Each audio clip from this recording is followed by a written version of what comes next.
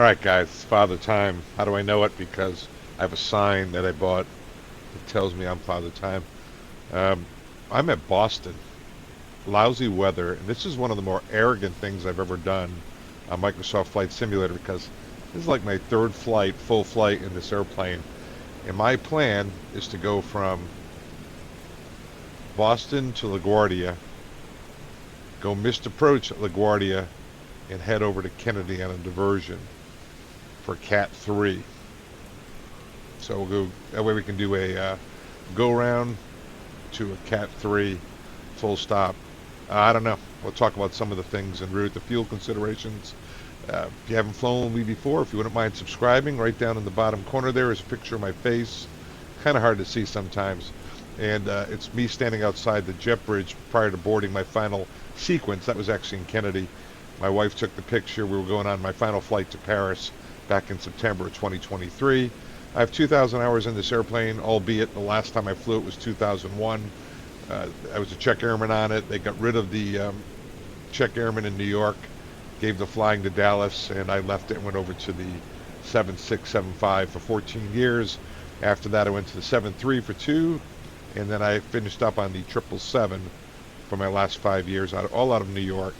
As an FO, I flew the A300 and 600 for 5,000 hours, MD-11 for 2,000 hours. I'm part of the MD-11 quality assurance team, which basically I'm a flight test guy, communicating with them. There's a couple of us are pilots over there. I'm not a developer, I'm not a coder, but just working on that TFDI. I'm also part of the PMDG quality assurance team, but they haven't used me yet, and they may not because that's a 777. I'm pretty qualified on that one, pretty current, actually, still current. Not for long though. What a great airplane this is. This MD-80 MADDOG. It's what Delta called them, MADDOG. American, we called them Super 80s. I was American Airlines captain for pilot for 36 years. We called them. We had MD-82s, 83s, and we called them the Super 80. And Delta called it the MADDOG. They had MD-88s, a little more sophisticated. There was a, these are J8 engines, real noisy, got run out of the market by the Airbus and the 73. Just too fuel efficient, couldn't meet the noise requirements. I think it was Reno, had some MD-90s with turbofans on it, but again, they just didn't make it compete against the Airbus and the 737. So anyway, loved this airplane. It was very reliable, kind of quirky, you guys know that. But anyway, it's very arrogant for me to try to do this. I'm going to fail through. I want to give a shout out to Moosestaffa. He's a Twitch streamer, and also he made up a bunch of instructional videos. I watched all his videos to try to get ready to fly this. I'm kind of flailing through, getting back proficient with it. A lot of fun. Call this Story Time with Father Time. I'll tell some stories as we go along. That is what I bring to the table. I am a real pilot. Albeit retired at the moment, and I do have a lot of stories. Some I can even share with you. But anyway, let's go inside and see if we can't figure out how to get this thing started all the way depart out of here, go Boston and New York. It's going to be a long video. It's going to probably take us an hour and a half to do this, but we're going to have some fun doing it. I'm going to make a lot of mistakes. Feel free to use comments. Please subscribe, and that helps me get my subscribership up. Mostly it's good for my ego. Not making any money on it to speak of. YouTube, when you get over certain parameters, you do start making money. I've made, after I've been at this, I've been flight simming for 10 months, and I've made $100, $10,000 worth of equipment in my basement, some of it wasted over there. I think I'm just not giving it away to my Discord. Oh yeah, if you want to join the Discord, that's in the link too. We have a nice group over there. You're more than welcome to come over there. We'd love to have you. All right, let me see if I can figure out how to get this all going, and we'll go cold dark and get ourselves over to LaGuardia, missed approach, Kennedy. It's kind of a spoiler alert, isn't it?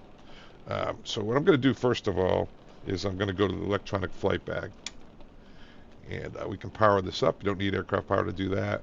Press and hold it. Guys, it's going to be more of a stream of consciousness. I haven't put enough effort into making myself proficient. This is a great electronic flight bag, by the way. Go to setup. If you're going to do the first time ever using this, you need to go to Load Manager, which is a separate app that's downloaded, icon that's downloaded on your desktop. Click on that and get some things. I've made a video on that. But yeah, go over to Moosestaffa. Moosestaffa. He's got a great series on it. I'm not going to pretend I know all that stuff. So anyway, we're in here, aircraft services. Let's open that door since I have the jet bridge hooked up. Haven't started loading anyone yet. I'm going to ground. You got the GPU, get that hooked up. That's ground power unit. We're not going to use the fuel here. We're going to use SimBrief. This is the start unit, air start unit. It puts high pressure bleed air directly. You can run the packs on it, where the air conditioning is that big round hose that just puts it right into the ducts, bypasses the packs. We use this mostly to start. If they don't have a ground unit and it's hot out there or cold, we could have them put an ASU in there. They don't like to start it though because it's very dangerous. If that hose disconnects, it's very loud too, but if that hose disconnects, it can whip around out there and hurt people. So, yeah, ground. You'll notice they ignore you if you ask for the start unit until it's really time to start. That would be if you didn't have an APU and you needed to start at the gate. This is the big round hose I mentioned. It goes right into the ducts. This goes right into the packs. You can run the packs, start the aircraft with the start unit. Super noisy, super noisy. Maintenance. We don't have to open anything today. Let's go back over here. Yeah, this is, like I said, this is kind of stream of consciousness. I go to the aircraft technical here, and if there's anything maintenance that need to be done, I request it. I guess there are problems. I guess I haven't broken anything just yet. Anyway, that would be in there. You wanted to fix that before you get started, and that's good. And let's get some power on the aircraft first so we can see what the heck we're doing here, right guys? We come into the cockpit, we look around. Oh, hello, that's my first officer, or I'm here, captain. Modeled circuit breakers up there, unmodeled back here. They're all in. If they weren't in, we'd get the maintenance to come out and reset them. We're not allowed to reset anything. Make sure we all have our masks. You got the high pressure bleed airs. How about halon fire extinguisher back here, and back behind the FO is the pressure breathing equipment for fighting a fire. We check the windows closed on both sides, and the evacuation ropes are available. It's up here, and windows looks good. We come up the middle. We're going to make sure that the throttles are idle. Going to put power on the aircraft. So the idea is we don't want to hurt anyone, right? So again, guys, stream of consciousness. Not the best guy at all this stuff, but I do have a lot of time in the airplane. Spoiler levers down, flap levers up. Again, we're going to put power on the aircraft. We don't want to hurt anyone. We want to make sure these hydraulic pumps are off, the aux and the transfer. And I'm going to come up here, and believe it or not, we check the windshield wiper is off. That's what we're looking for there. And we come back up here. Got external, but we're going to turn the battery on. It's two little clicks here.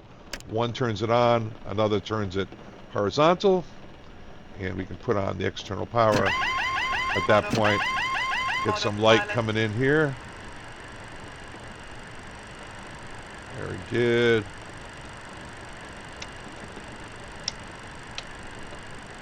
Upper overhead. I'm going to start turning on some lights so we can see what we're doing. Put a little flood. I've got the time set to like 11 in the morning here, but you know, don't have to touch anything. Checking the crew oxygen. We'll check these in a minute. Let's get down here to the lower overhead first. Just trying to get some light in here.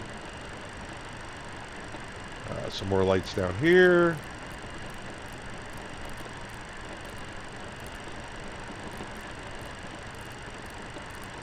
One of the hardest things on any new airplane, right, is finding your way around the cockpit and figuring out where all the lights are.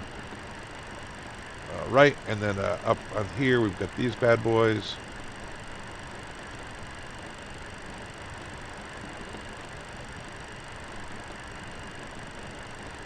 All right, that gets us started enough. It's kind of nasty out there, so we're going to do a little fire test first. That's one fault of a loop, right? You need two to get the fire. So I think you got to roll the control wheel, the mouse wheel, like that. One fault, two faults. Make sure the bell silences. Get the master warning. Go up here. You get the engine fire, AP fire. Looks like that's all working. Turn these off with the mouse wheel. And now I'm going to start the APU up. So let me do that properly like here. See if I can get this started well for you. APU air is off. Looks good. And okay. Let's get the APU started. I'm going to turn on one fuel pump. Usually this right aft one is the way to go. On that, take the APU master. You want to press and hold this down and start using the mouse wheel until you get some sort of a turn up here. And there it goes. I'm going to let it start up. And then we'll get some air on the airplane.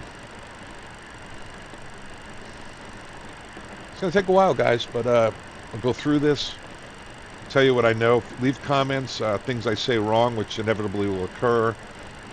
By the way, before I ever did that, you always should check the battery volts. See how it's discharging at the moment. APU's on. External power before I put that on. I could have checked it. I know they tell you to do that. That external power available means the volts and freaks are good. 115 and 400 plus or minus.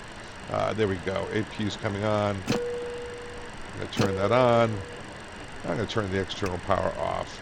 Get it offline. I'm going to turn the APU air on there. And we can turn the packs on. But before we do that, we've got these old-fashioned... You know what I need to do? I need to model some of these better.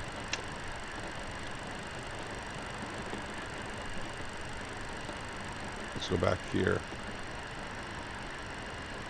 Yeah, I can model some stuff on my Boeing yoke. I need to do that. Be a little more efficient, get a better view. Maybe a view from the jump seat would help. Have to try to do that.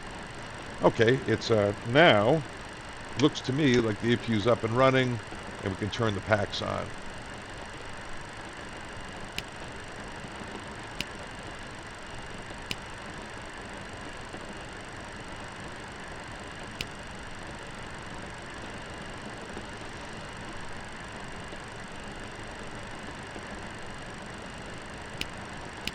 Trying to get it down to the bottom there. Sometimes the sim stuff really gets you, right? Are we getting air in the aircraft? Yep, the pressure is up. Okay, so now we got air in the cabin. We're going to control the cabin temperatures right here. And APU started. I can tell ground if they come on. While they're thinking about that, let's go ahead and get them to disconnect the GPU. Aircraft services. They usually, once they hear that APU started, they'll come on and get the GPU disconnected, so they don't really want to hear it out there. So they're in a big hurry usually to get it started. Now, when right now they're going to ask me probably to open the aft cargo, but let's get GSX going here. And before I'll request refueling. Refueling truck is on its way. So let's go back to the in here. Please don't load aircraft until the fuel truck arrives and ask to do it. Weight and balance. I'm going to use SimBrief. You can do it to import the operation flight plan. I'm going to use SimBrief. Not going to pretend I know all the technicalities about that. Okay, and then once that's uploading, I'm going to go back to the box. I'm going to initialize the database. Today is January 17, 2024. I retired back in September of 2023. It's only been a few months. I'm getting real good at retirement. It's a big part of my stuff, guys. If you don't mind, I'm going to put in Boston here as a reference. Doesn't really do anything other than give you a reference.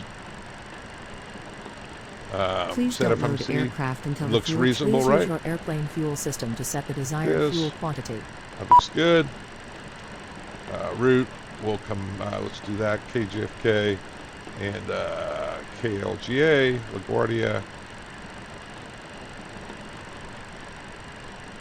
And to get the route to start downloading, go KBOS. I'll get the fuel in a second, guys. KBOS. And no slash. KLGA. This airplane's been around a while on Microsoft Flight Sim. I'm just getting into it now. I had a couple of guys recommend that I do that. There it is, minus the sitter star that's uploaded. I'm going to go over to the right side here, and let me get it to where you can see it a little better. And I'm going to use menu, ACARS, AOC standard, Preflight, init data, init request. Let that update. Boston, New York. It's American Airlines Flight 123. There it is. Boston, LaGuardia, 47-minute flight. Looks good. Return. Weight and balance. And here we go. Trip fuel, block fuels, 17,259, 17259. Tell those fuels what we need. Taxi fuel is 800. And then to get the trip burn, we come over on the bottom of the flight plan. It's 6.5. 6.5.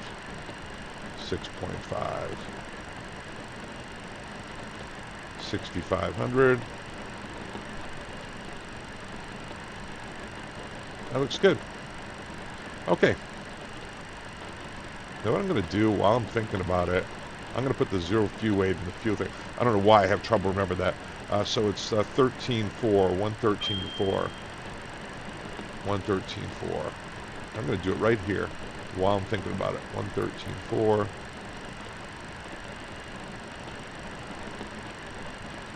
Zero fuel weight. 113.4. Man, I'll show you a faster way to do this.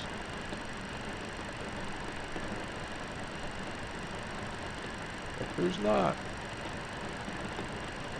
So zero fuel weight plus the total fuel gives us our gross weight, right? But it's important to put the zero fuel weight in here so that this fuel quantity indicator, you can always get your gross weight off here. I don't know why the first couple of times I flew, I wasn't prompted to do that. This is my fourth video on the airplane, fifth video. It was origination, or orientation, then origination pre-flight, and then pushback, start, taxi, takeoff, SID, star, and arrival. 13.4, I think it said, right? What a memory! What a memory. 13.4, yeah. Okay. Very good. And there we go. Get that going in. I just wanted to do that. It's a little bit out of sequence. Okay, now I'm going to hit down here on the box. I'm going to hit send, and we'll start generating our messages. Flight plan. It's already in there. Okay. Good. So let's go. Yeah, we might as well finish loading the box, guys. Let's do that. Okay. All right, so as I mentioned, we don't have the sitter star in here. I'm going to move this off to the side. I'm going to put in this flight plan right here. We'll look at that later. Going to be a long video. Long, hard day. So let's go to sitter star. Remember, this does not have the sitter star in there. It goes over PATS. That's correct. So we're going to go departure arrivals. Departure of Boston. And we're going to go on. And we're taking off on runway 27. I always start with the runway. It eliminates the SIDs you don't need. 27, and then we're going to go PATS 7, 27, no transition. Looks good. Route, activate, execute. Now I'm going to go back to departure arrival, index, LaGuardia. It's the Harp 4 or Valerie for the ILS 22. ILS 22, Harp 4, or if, let me see here. Ooh. Let's take a look at that. Hang on 1 minute, guys. Let me do this. Execute it. Let me go to legs, because I'm not really sure what the transition is here. I need to walk through this. So I'm going to go to PDF on the side. What I'm going to do is walk through the flight plan over here. You don't need to see it. I've got Kira, Pats, Nellie, Valerie.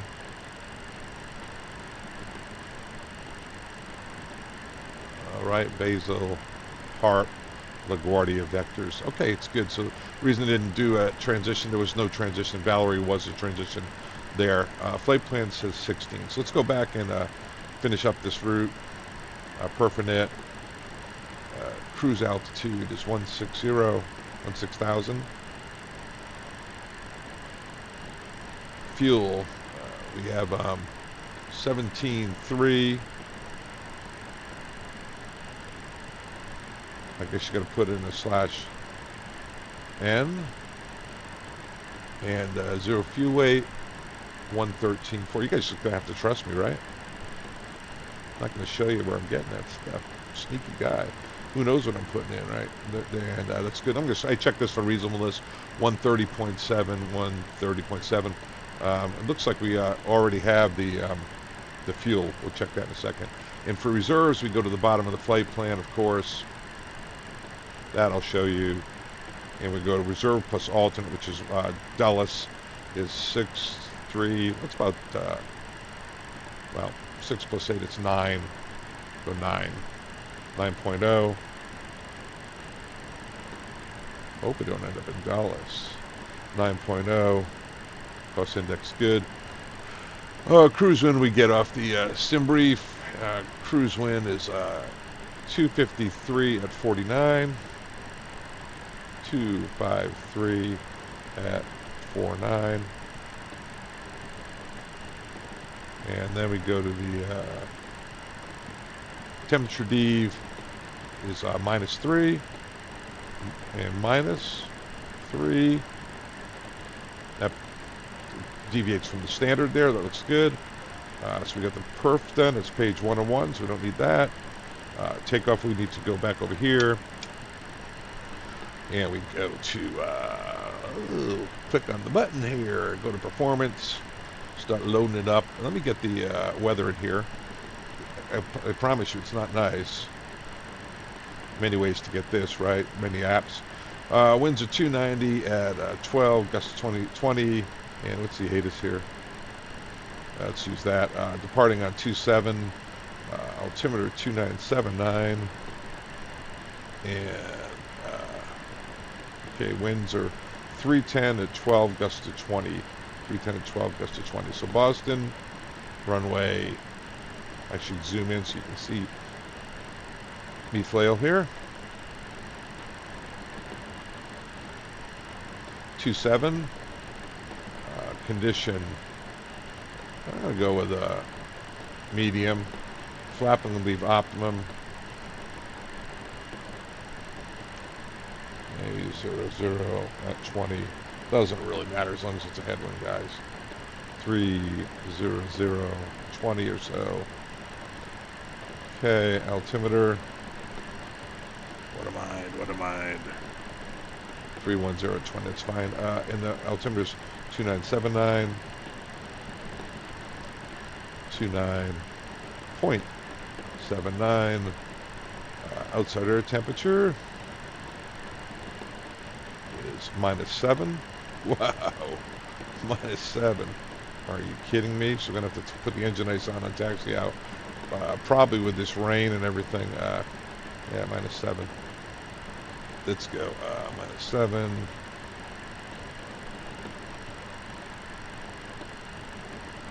I'm just practicing here. Any ice, put that on.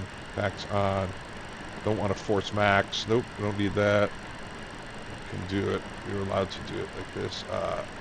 And takeoff weight is 129.9. 129.995. And calculate. Max power takeoff, flaps 17. Let's see something here, guys.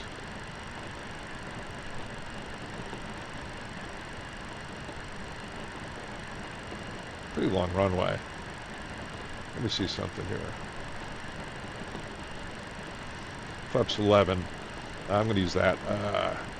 Typically, to airlines, the standard I think was 11. They didn't usually go 17, lesser performance difficulties. So you get your V1, V2, VR, V2, A little bit of gap here between V1 and VR because of the wet runway, so that you don't want to. Sometimes they match up. You got to be careful about rotating too early. This is our flaps retract, flaps up. So down the slats in here.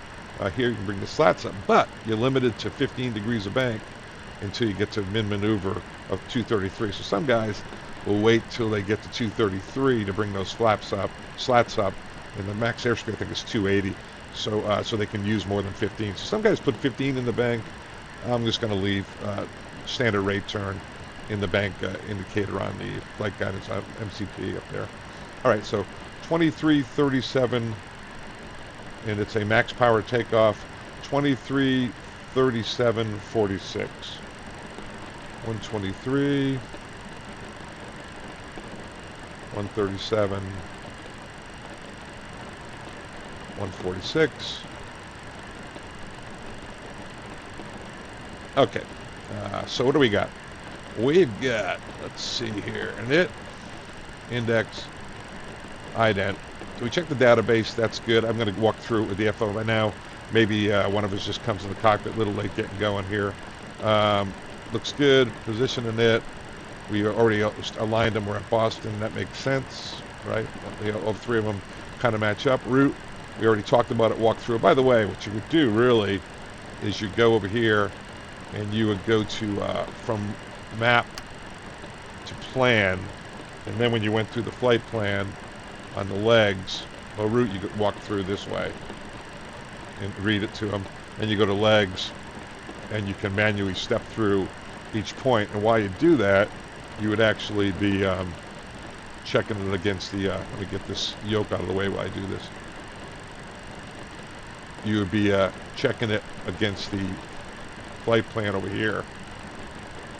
Make sure there's no discontinuities. Walk all the way through, and typically you go Prague and you check the distance here and compare that to the total distance on the flight plan, which is segment distance 192 miles. So that's it. That's air distance, by the way. So let's go back in here, and we'll go back to map mode, which you can just use by clicking here or use the switch over there.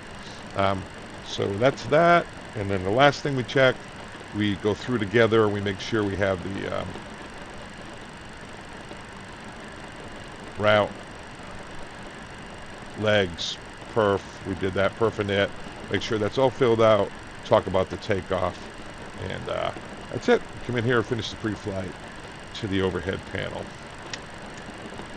The initiation pre-flight is done by memory normally, and once you're done with that, that's the wrong one. That's my MD-11 checklist. I'm working on that. TFDI probably wrote this checklist. So let me get the normal checklist here. That's better. You know what really bothers me is this checklist. See how it's got before start, after start, complete checklist that's given to us, right? And you guys tell me, do you guys know why? Because I know this. I need to call Moosestaffa and become a friend of his. Like you go into here, documents, and I notice he had the whole checklist. I don't over here because I'd like to use this, but that's not working. So anyway, I'm going to have to use the normal checklist right here off the I'll just keep this off to the side when we get going. But this normal checklist is meant to be run between the two cockpit members after the initiation pre-flight, which is done by memory. You can do it with a card. There is an expanded checklist if you wanted from Fly the MADDOG. Gives that to us. Where is that thing? That's MD-11 again. When am I going to stop doing that? But it's under the manual. You can do a whole expanded and walk through it. This is meant to be run after you do the one by memory, which we'll try to do here, which I am not as good at it as I need to be really at the moment. So let's do this. There you go. That was something special for you. It's got an ACARS message. Let's go down and check that while we're here. ACARS new. So I want to check the flight plan. Okay, it's page 1 of 4. You got to walk through that. You could print it out if you had an ACARS. If you wanted, that's good. So we know that it knows where we're going. It's already in the box. We know that. So that's viewed. It won't get viewed until you go through all 4 pages. Crew message. That's a preliminary weights. Hey, while I'm here, see that 14.3. I'm going to put that right down. And let me go throttle quadrant view. 14.3. Put that in here. My philosophy in aviation, first of all, number one, if you're not doing something, you're forgetting to do something, right? Number two, do it while you're thinking about it. Don't leave anything to memory. So something like this, yeah, we do it as we do our pre-flight checklist. But while I'm here, and I just bothered to go through that bother of checking that preliminary load close, that's 14.3, and set the flaps. So we're going to do an 11. Help if I went the right way, right? That little yellows there, prohibited values. Right there? That's prohibited. And going to 11. Sorry you had to see that. And then I'm going to preliminarily set it. So 14.311. And I'm going to preliminarily set the trim to the green bug. Pretty aft trim, huh? Alright, so we got that's set too. So we know that's good. Okay. Without further ado, I apologize. My computer's a little slow, guys. Like I said, feel free to leave any comments, suggestions, anything you got. So all the way to the overhead. Up here. We don't do anything with this. This is the observer's car panel for the jump seat. We call it the rack, because it's just like you're up in Iraq, you know, sitting there, not Iraq the country, but, you know, like medieval torture. Crew oxygen bottles is checked. Mechanical, that's good. Flight recorder, I guess we go on here. I got to do the mouse wheel there. And you come down here, and you set in the day is the 17th.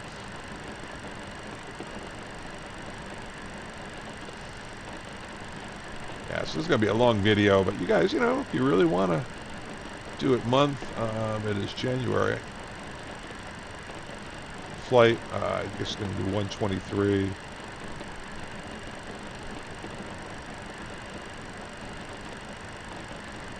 First leg of the day. I got a feeling it's going to be the last leg by the time I'm done. Turn that off.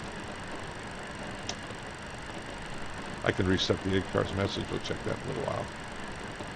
And back to the upper overhead and turn that off. So we got that all set up. We're up here. We just did this. We'll come back to these. When I checked that fire loop, I should have looked up here and seen these are on as well. The test, all these lights are going to come on. Cargo fire. And you would check down here also on your annunciator message to make sure you had that. Lights are set. Circuit breakers are in. Again, if you the only way to really see those, right, is look sideways at them to see if they're popped. These are modeled. These work in the MADDOG. I'm talking like I know what I'm doing, guys. I'm getting better, but not really. So these are transfer lights. On the Boeings, they're down in the Airbus 2, down in here. On the MADDOG, they're all the way up here. Everything's at 12 o'clock for the transfer lights if something's malfunctioning. Cockpit voice recorder is checked.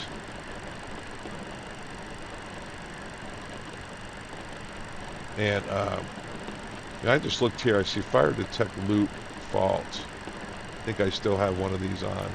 Yeah, there we go. Yeah, that's good. Flight recorder's off.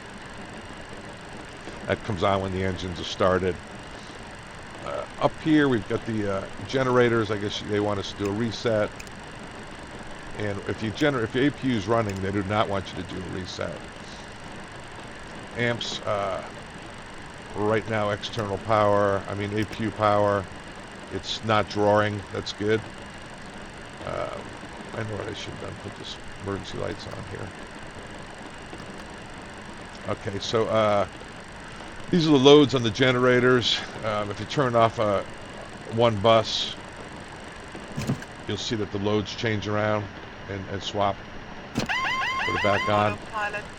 Galley power. I should have done this when I get on the airplane because the coffee, it's very important to have coffee this time of day. Everything is running. APU is running 100%. APU air is on. We've got good pressure down here, so we know we're going to be able to start so far. It looks good. All these are down. This is closed. These are the transformer rectifiers that turn the AC into DC. They're all equal loads is kind of what you look for. Emergency power, you put that on, look for the light, and that's it. And then what you'll see, if you look at the battery, because you're on emergency power, what you're doing basically, see it's drawing off the battery. I'm going to turn this off. Oh, that's why they have that silly thing like that, right? I'll turn the emergency power off, which is right here. What this emergency power is, if other aircraft is called the static inverter. That, and by the way, there goes the amps now are down. The battery is charging. So that puts it converts DC into AC. So transformer rectifiers convert AC into DC power, and the static inverter, if you were down to battery power, would get you some AC, limited. Static would turn DC into AC on a very limited basis. But we leave that in the off position. Some aircraft have it armed, so we saw that the battery was discharging because we had put power onto the battery. That's what that is. That's my lame explanation. Start pump. You would only use the start pump down here in the fuel panel. Only use the start pump to start the APU if you did not have external power on. So if we had the battery on, no external, we wanted to start it, we'd have to turn that start pump on. But we don't have to do it otherwise. Pneumatic pressure, it's there, so that looks good. Got one fuel pump on for the APU. Aux pumps are an MD-83 versus, this is an MD-83 by the way. That all looks good. Down here in this panel, the emergency lights are armed. If you go emergency light armed, emergency light not armed is what you'll get. That's a test on that one. This is a pitot. You turn on, we'll do this after engine start. You turn on one, you get all of them. You get your pitot, your single, your stall probe, your static probe, your ram air probe. But they stay off for now. And airfoil's off, anti-fog is off, windshield anti-ice, we turn that on. These are engine ice. We're going to probably turn it on after takeoff. Let me see something after start. Let me see what is the outside air temperature. I think it's actually, what's going on, guys, is I wanted to simulate, it's lousy up in Boston. It's like 15, 17 degrees or something in rain, so it's icing conditions. But I wanted to have, instead of having live weather, just so you know, there goes the immersion. Immersion's all gone. I put on, I wanted to do stinky weather, so I put in rain. And, but that, I guess you know what I can do? I can lower the temperature, right? Yeah. Let's lower the temperature. Degrees Fahrenheit. Very cool. You guys probably knew that, didn't you? Close enough. So that's good. Now we'll turn this off. Yeah, there we go. -10. All right. So I'm going to do this, like I said, stream of consciousness here. I'm just thinking of it. I tend to do things. This would have come up in the checklist as we moved around. I do it when I'm thinking about it. So now we are in icing conditions. So I just thought we'd set that up. Yeah, I'm not the best immersion guy. I tend to talk a lot, tell a lot of stories. Okay, so you got ground proximity override. You can test it. Glide slope. Pull up. Terrain. Terrain. Pull up. Glide slope. All right. Pull up. Terrain. Terrain. I got to go through it one more time. Pull up. And here we Sink go. Oh, we're going to get the Pull full up. thing. Terrain. Pull up. Don't sink. Yeah, what happens if Don't you hold sink. this too long, Too low. you'll get the Terrain. full test. If you hold it Too just low. for 2 seconds, Gear. you get a Too couple. low. But Flaps. it's not, you Too do not low. be Terrain. running this when the passengers Light are boarding, because Bank angle. they'll Bank think you're the angle. worst pilots ever. Minimum. As a matter of fact, let's start that while we're thinking about it. 1,000. Request boarding. 500. Boarding requested. 400. 300. 200. 100. Yeah, I think 50, I remember this. 40, If you hold it for like 2 30, seconds, something like that, 20, you get the 2. 10, But if you hold it for too too low, long, terrain. it goes through all of them. Caution. Terrain. Caution. Terrain. Terrain, Terrain. Do you want to board Pull crew? up. No, I don't need to board the crew. We're already on board. Caution. Just the passengers. Obstacle. Passengers Obstacle. boarding starting. Obstacle. Pull up. All right, we finished it. Okay, this is the Mach speed. Let me see this. Wind shear. Headwind, shear, headwind, shear, headwind, shear. Tailwind, shear, tailwind, shear. Yeah, tailwind, people love shear. hearing this, guys. They love hearing that stuff. Circuit breaker lights are off. Standby compass. So let's turn the circuit breakers to bright. Standby compass. We'll turn that to dim. Thunderstorm lights are they're off. That turns everything to bright. Turns everything up. Cockpit flood. Yeah, if you do alternate, it turns on everything to bright. Now we're down here. Attendant call. What's this? And I'm going to do the. PA and emergency light test. They call us back. There they are. Emergency lights off. Thank you. That's good. Anti-skid test. And we check that. We go here. Anti-skid looks good. Oh, looks good. Some of you guys will probably know better procedures for all these. Stall, we do both system. Stall. Stall. Stall. Stall. Mach speed. Overspeed. All right. Mach trim. Yeah, there you go. Override and look for yaw damper. Override down here. Just showing you this, guys.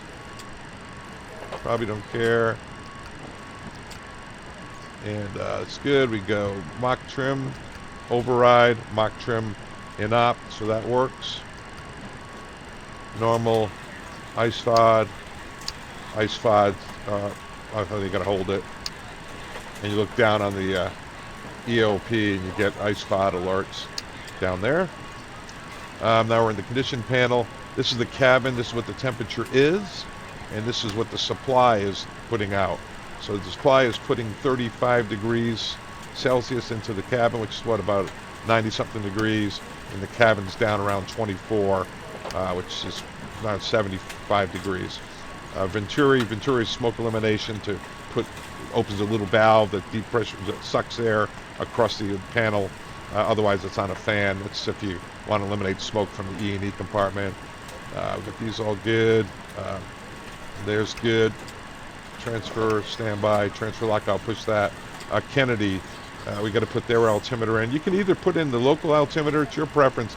Most airlines halfway point will change that over, but we're going to go in here. Kennedy, how about LaGuardia, right? And LaGuardia altimeter is 2998. So 2998, 2998. And they're running about 13 feet there. Field elevation. Pressurization, this is what there's a zero pressurization, actually zero field. If you were at a field that was 2,200 feet like Las Vegas, this one would be up at 2,200, differential would be at 0. If you were completely depressurized, air conditioning shut-off override is good. I'm not going to do that, ram air is on. Flight deck door, in order to shut that door, you gotta just push the nigh and that door will shut. We'll try to remember to do that, right? Problem is, it's usually you do that when the flight attendants come up and say, Captain, we're ready back here. Rebel travel unrestricted stays on for a while. Looking over the EOAP, I think it is. You look into anything unusual, rudder control manual at the moment. All good. Okay. Coming down here, start at the bottom. I'm going to do the bottom left. Look at these speeds, how high they are for slat extension and everything. We'll talk about that later. Flight lower lights, I'll put that on dim. It's really nasty out there. Static air switch is normal. Lights are turned up. Bugs, you can set that by clicking on them. That's a V1. Oh, I haven't set the VR. 146 for V2. 146 for V2. Let me use my handy dandy Logitech panel. 146. And I do believe the altitude we're going to be flying, we'll come back to that in a second, but it's 5,000 out of here. I'll get that set. And while I'm here, yeah, we'll double check these guys here in a minute. While I'm here, the heading is, what do we got? Runway 27. We'll just put in for now a 270 heading. I'll double check that as well. Like I said, I tend to do things as I think of them. It's my technique. Okay, coming across here, the clock's good. You can reset it using these techniques here. The bugs are set, looking for any unwanted flag.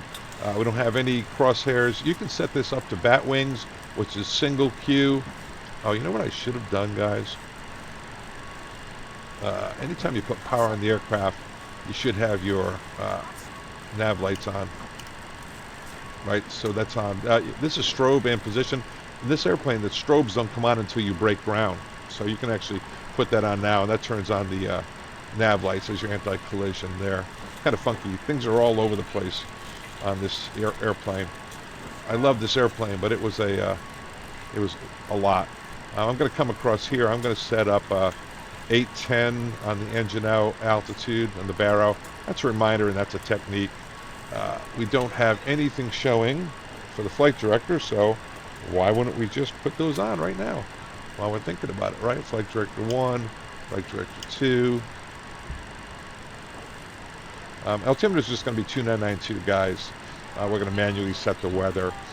We turned all these down, 1, 2, 3, and set those altimeters, but today we're just going to leave in 2992. And I'll mess with the weather. Not the best at manipulating the weather. What's this here? This is how you set your DH. I'm going to set in a DH at 200. We want to come back in here. Actually, we have to do first is test it. It's a test. And we'll set in 200. And I'm going to set the 200. You can compact it, which means if you lost your nav display, you can put your PFD and nav on the top. Boarding is complete. This is working out pretty good, isn't it? Pretty good.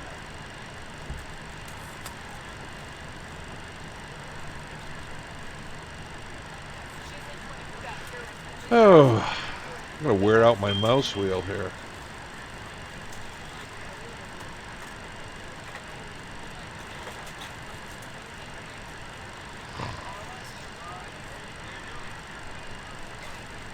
Close enough. 200.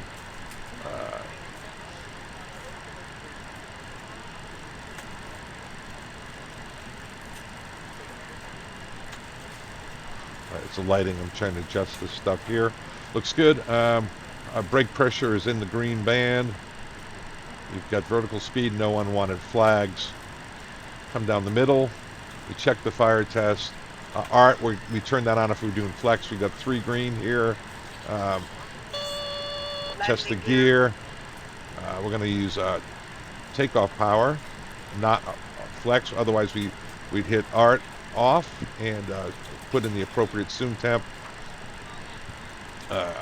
Fuel test, fuel system, test it. 333, 15 total. Release that. Coming through the middle. Flap slack gauge altimeters, roll check truck. 70 feet of field elevation is what you're looking for. Coming in here, weather radar. Turn on the power. And do a test.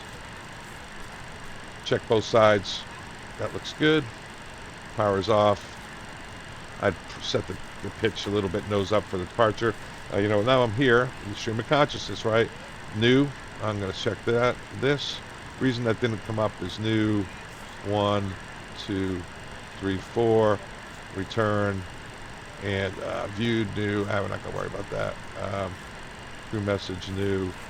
Preliminary weights. Return. That's viewed. And last one, load sheet. That's our final numbers. Load sheet final. 0 fuel weight. 113.2. So let's put that in here. 113.2. Okay, that's good. And go to page 2. Because what we're looking for is trip. We check this later and acknowledge this. I know we got it right. Takeoff weight CG is 13.7. So that's we come back in here. And we put in 13.7. Like that. And green bug is set up with flaps 11. Okay. Let's come back down. What else are we forgetting here? So we've got the box loaded. We already got our close out. We're going to flaps 11, so the second click will be it. We've got the rudder manifold control is full forward. We've got this. We check this trim like that. And then the other way too. That's the manual trim. And this is the nose trim up. Make sure we can control it. Just trim down. You're watching over here. Alright, good. And I reset the green bug. Looks good. Gear horn, that's the silenced. Throttle's idle. Reversers are down. You don't have to set the dial a flap because we're using one of the standard. If we were using a non-standard like a 1, flaps 1 or 2 takeoff, we'd have to dial that in over here, and then we bring it to stow after takeoff. The valve is open. I think what we do is we can do a takeoff check now.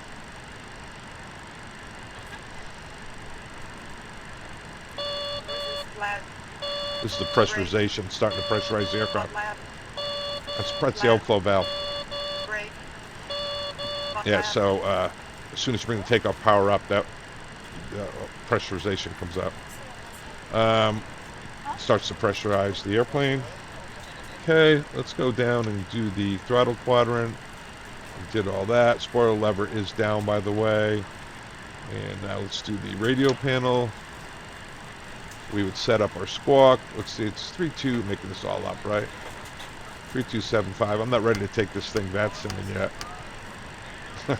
Need to get more proficient on it. And the power's on. Transport up number 1 looks good. We'd set up. This is our ACARS, so you want data showing over here. But you could use it. It's fully operational. So if you use the first observer's radio on the top panel there, on the upper overhead, and use it for a third radio if one of your radios went bad. Otherwise, you keep it in data mode for ACARS. This is a VHF number 2. So we'd have that on ramp with guard over here, and we'd have tower, ground over here with tower there for now.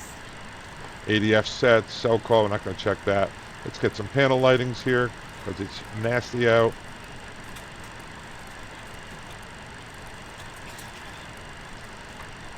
Flood. Good enough. We check the trims at 0. 0, 0. And looks good. You could pre-arm the brakes if you want. Oh, I didn't want to do that. Let's go this way. Patio, but you can't arm them until we get out there. Runway, same thing with the spoilers. We'll do that before takeoff. So as far as I'm concerned, let me go to the EOAP. The hydraulic pressure is low. We know that. Flight recorder's off. Rudder control manual. Parking brakes left in. The pressure. Those are all normal. If you wanted to go through systems, you could, but we're not going to do that. So let's do that. And this is door panel, external power door access. Okay, that's all good. Let's do this. Let's go to GSX here. I think we just got a ding. Boarding is completed. I'm going to request prepare for pushback. And GSX choice, let's Due go. to icing conditions, please stand by for engine start until push is completed and brakes are set. Okay, guys, let's do the takeoff brief, and we'll start over here and go to the SID, flights, Boston, SID, taxi. Let's first look at taxi. We are parked over here at gate 23. We're going to runway 27, so we're anticipating... Hello, Captain. We are ready for pushback. We're going to ignore him, okay, guys? We'll push back and go nose right, and nose right, we'll go out Charlie, all the way to the end of runway at Charlie Delta. That's going to be tough. Charlie Delta 27, and the runway heading is Departure checks 272. completed. Got a bunch of Bypass pin inserted. hot spots going out. So we're going to be pushed back nose right, right on Charlie, get permission to cross, all the way across the 22s, Charlie to Delta. Lord only knows if I'll do this. It would be humble myself again in flight sim, but we'll get out of 727, 7,000 feet of runway, 272 on the panel. Let's set that up. I had it just set at 271. Locking gear. And let's look at the SID. The SID. We are flying the PAX departure. And there it is. Runway 27. Climb on heading 272 to intercept course 237. So it's going to be a nav departure. And 5,000 in the window, which we have set. Airport elevation is 13. And the date, that's good. Runway 15, you have a speed restriction. Nothing on 27. 5,000. Okay. So it'll be a nav departure. Very good. Unless Tower directs us otherwise, right? So that's our brief. Facing north, taxiway. It's going to be either south or north. Okay. So let's come in here. Hey, look at the rain stopped.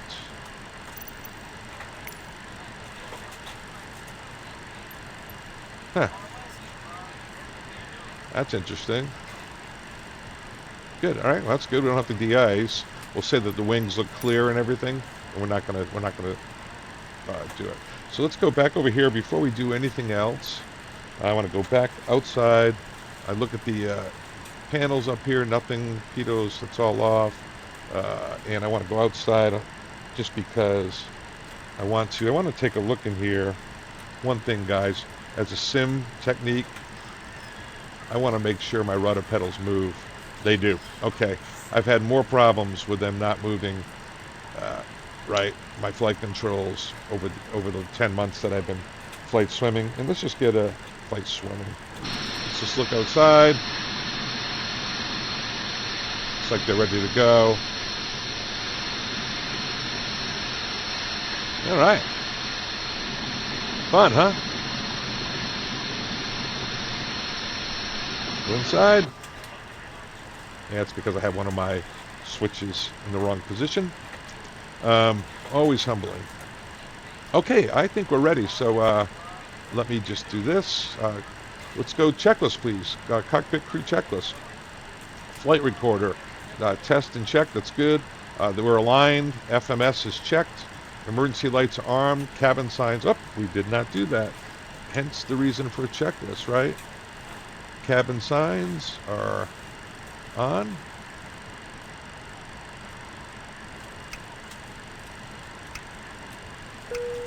And somewhere in here they come up, they say, hey, Captain will be ready for takeoff. We're ready up here. I say, okay, thanks a lot.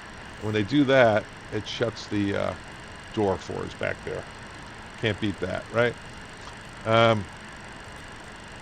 Windshield anti-ice switch is on. We did that.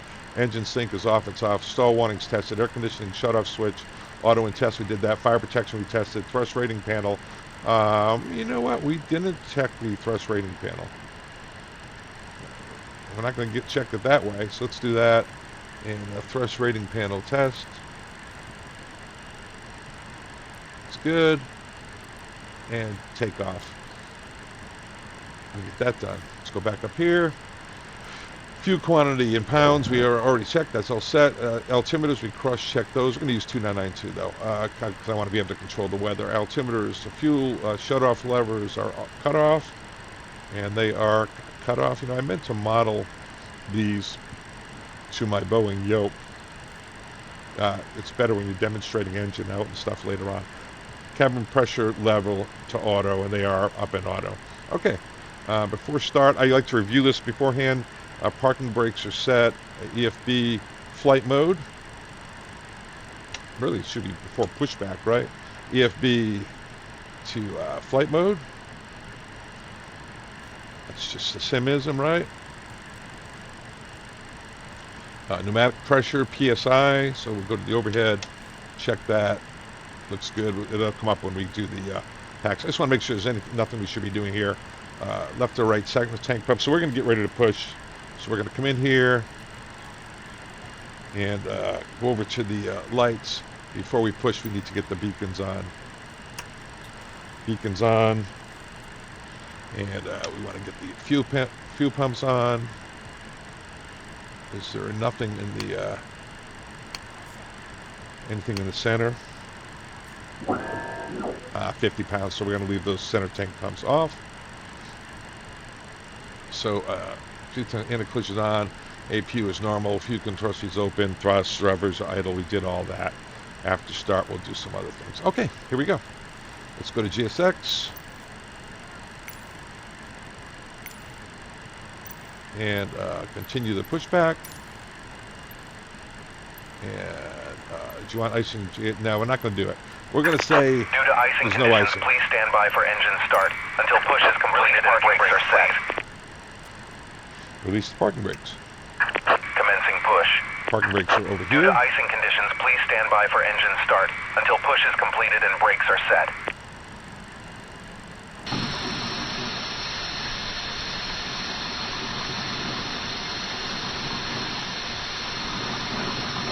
Hope you guys are enjoying this. Don't forget to subscribe, okay? I'm having a good time. So we're expecting the nose to go right here. American Airlines, what is that, 7.3 over there. Put a couple of thousand hours in that. You notice I have a lot of time and a lot of airplanes, guys. I tended to upgrade whenever I could.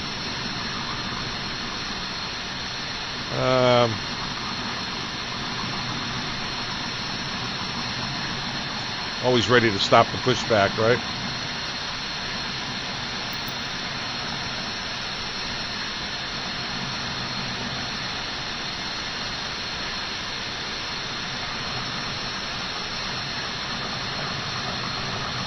Sorry, I know this breaks your immersion having this here, but I've been pushed into the weeds too many times. You probably have too. Nice job, though. In this case.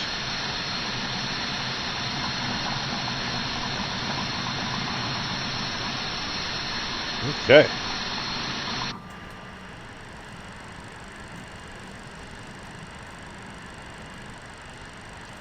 They felt the ramp was too icy for me to start during pushback, so they had me hold it. But I'm going to say they call off guys. Right, we have to take some initiative here. And I need to come over, aux pump, and put that on with the transfer on too. And I'm going to go to the overhead. I'm going to start by turning the APU, the packs off. Please set parking brakes.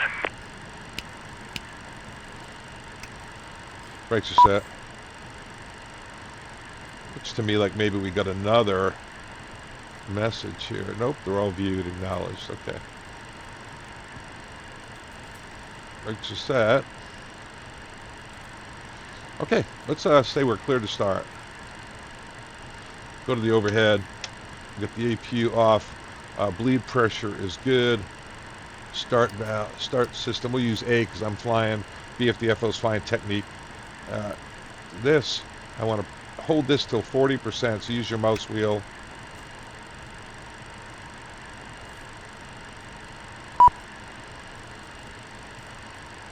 I need to come up here and tell these guys. I'll get rid of them, guys. Engines all started. Call you back. Start engines first, then use the GSX menu to confirm a good All start. right. So we're going to go max motoring here, no less than 20% before I turn on the fuel lever. If you don't get a rise there, you probably don't have the packs off, the cross feeds open to let the APU air get over there. Oh, you know what? I started number 1. We typically start number 2 first. Sorry about that, but and we do that just so we don't get transfer pump going on. That's good. I typically look for 2, 4, 6, like 2, 4, 6 in the 2s. Usually it's up around 4, it's up around 6. Okay, but at 40%, we would release the start switch up here. In this case, it was already released. Actually, at 40%, I would have done that. Close that. Open the cover. Hold. And we'll talk a little bit more about the start since I just did a lousy job explaining that. Oh, what we can do down here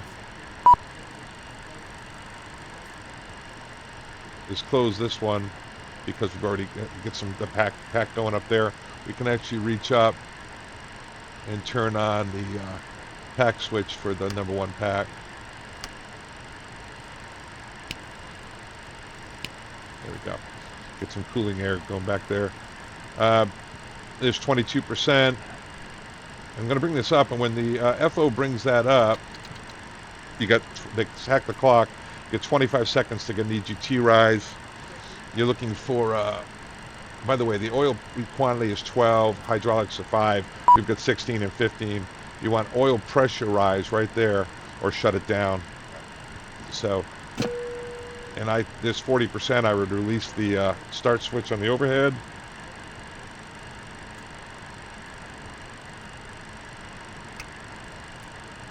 Come back down. 2, 4, 6. Minus 10, no visible moisture, so I'm not going to turn on the engine ice as it is. So we don't have to do that. We'll come back in here. 2 good starts. Close it. I'm going to arm the brakes now. I'm going to arm the spoiler. I'll let this guy go in a second. Spoilers. And I'm going to go to the GSX.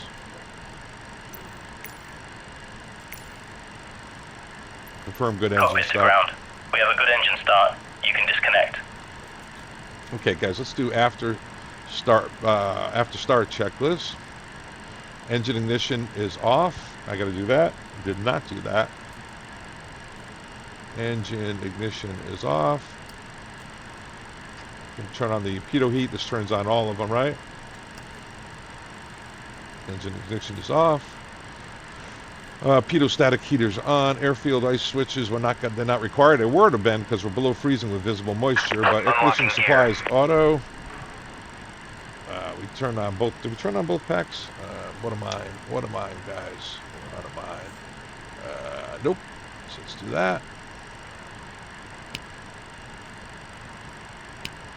And we could turn the APU off. Tow truck disconnected. APU air is off. Left is clear. Right is clear. Get the APU shut it down. You can leave these on or turn them off. I'll turn them off. Make sure there's no confusion there. ACARS. Never reset that. And we don't have any new messages down there either. Woo! Let's see, what else am I forgetting here? Checklist. After start, door Q light is checked off. We just got parking brake with travel unrestricted. So far, so good. We can get the flaps going down to 11.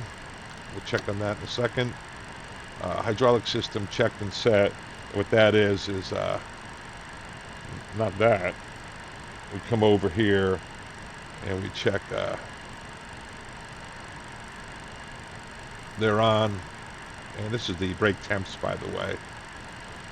After start check complete. Let's do before takeoff.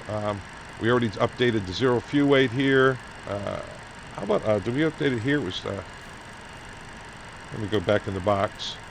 Got to go init, index, Perf. So fuel, it's 113.2.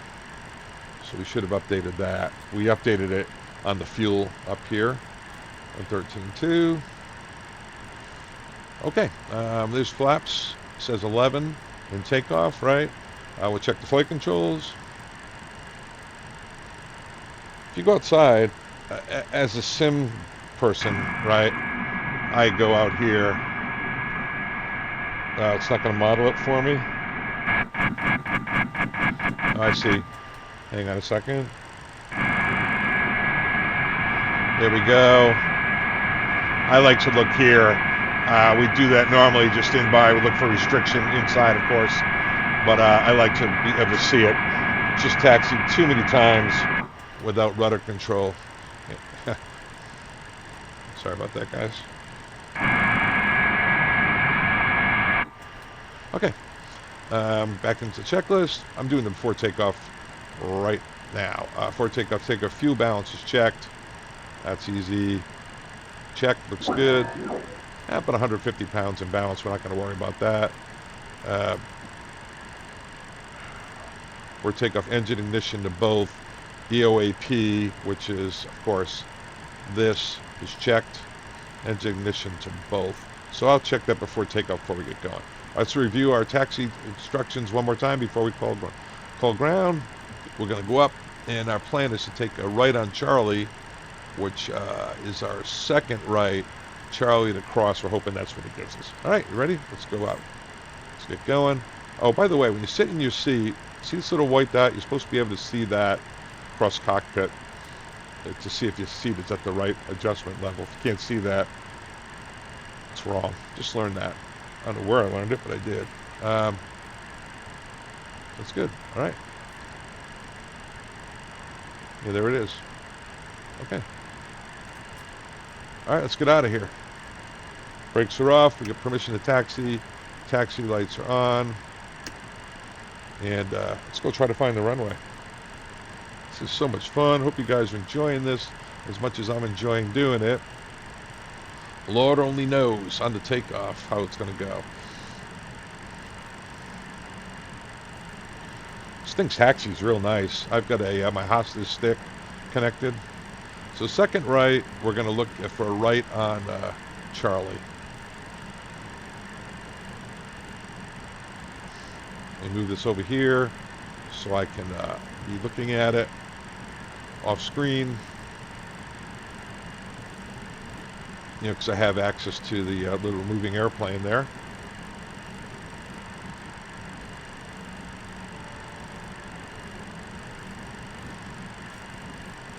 All right, my next right should be Charlie.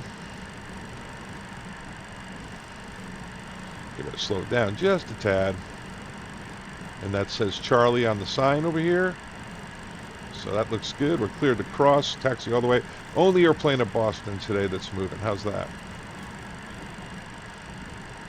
Slow it on down just a tad for the turn. Don't have to lead it by too much, but that center gear, that it's pretty long airplane. I do overshoot by a little. It's not as simple as nose gear is right underneath you. You got to really make sure you have enough room. All right, so this is a hot spot. So clear left and right. Clear to cross. I'm going to go up here and take a slight left on the Delta up there.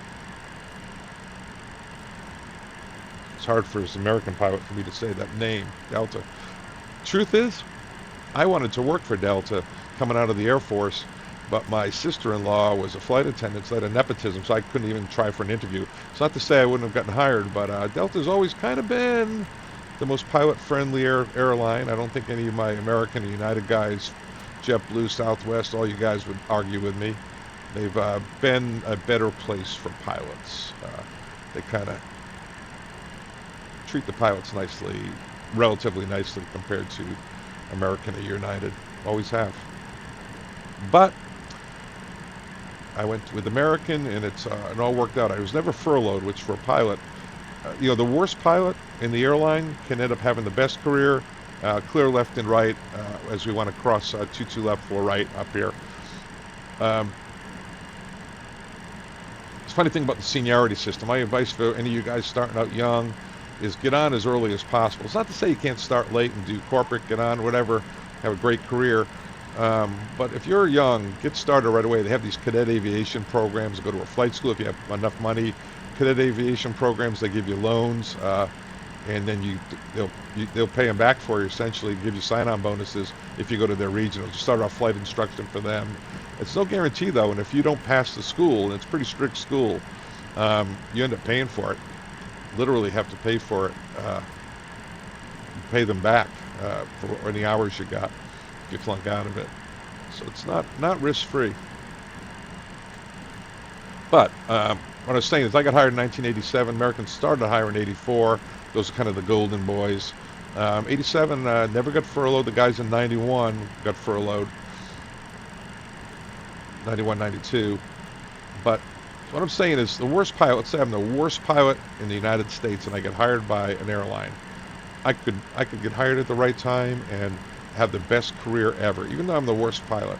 The best pilot could have the worst career, be furloughed 5 times through no fault of their own. It's so much luck and timing is involved in seniority. Therefore, I always got a kick out of the guys who took pride in their seniority number.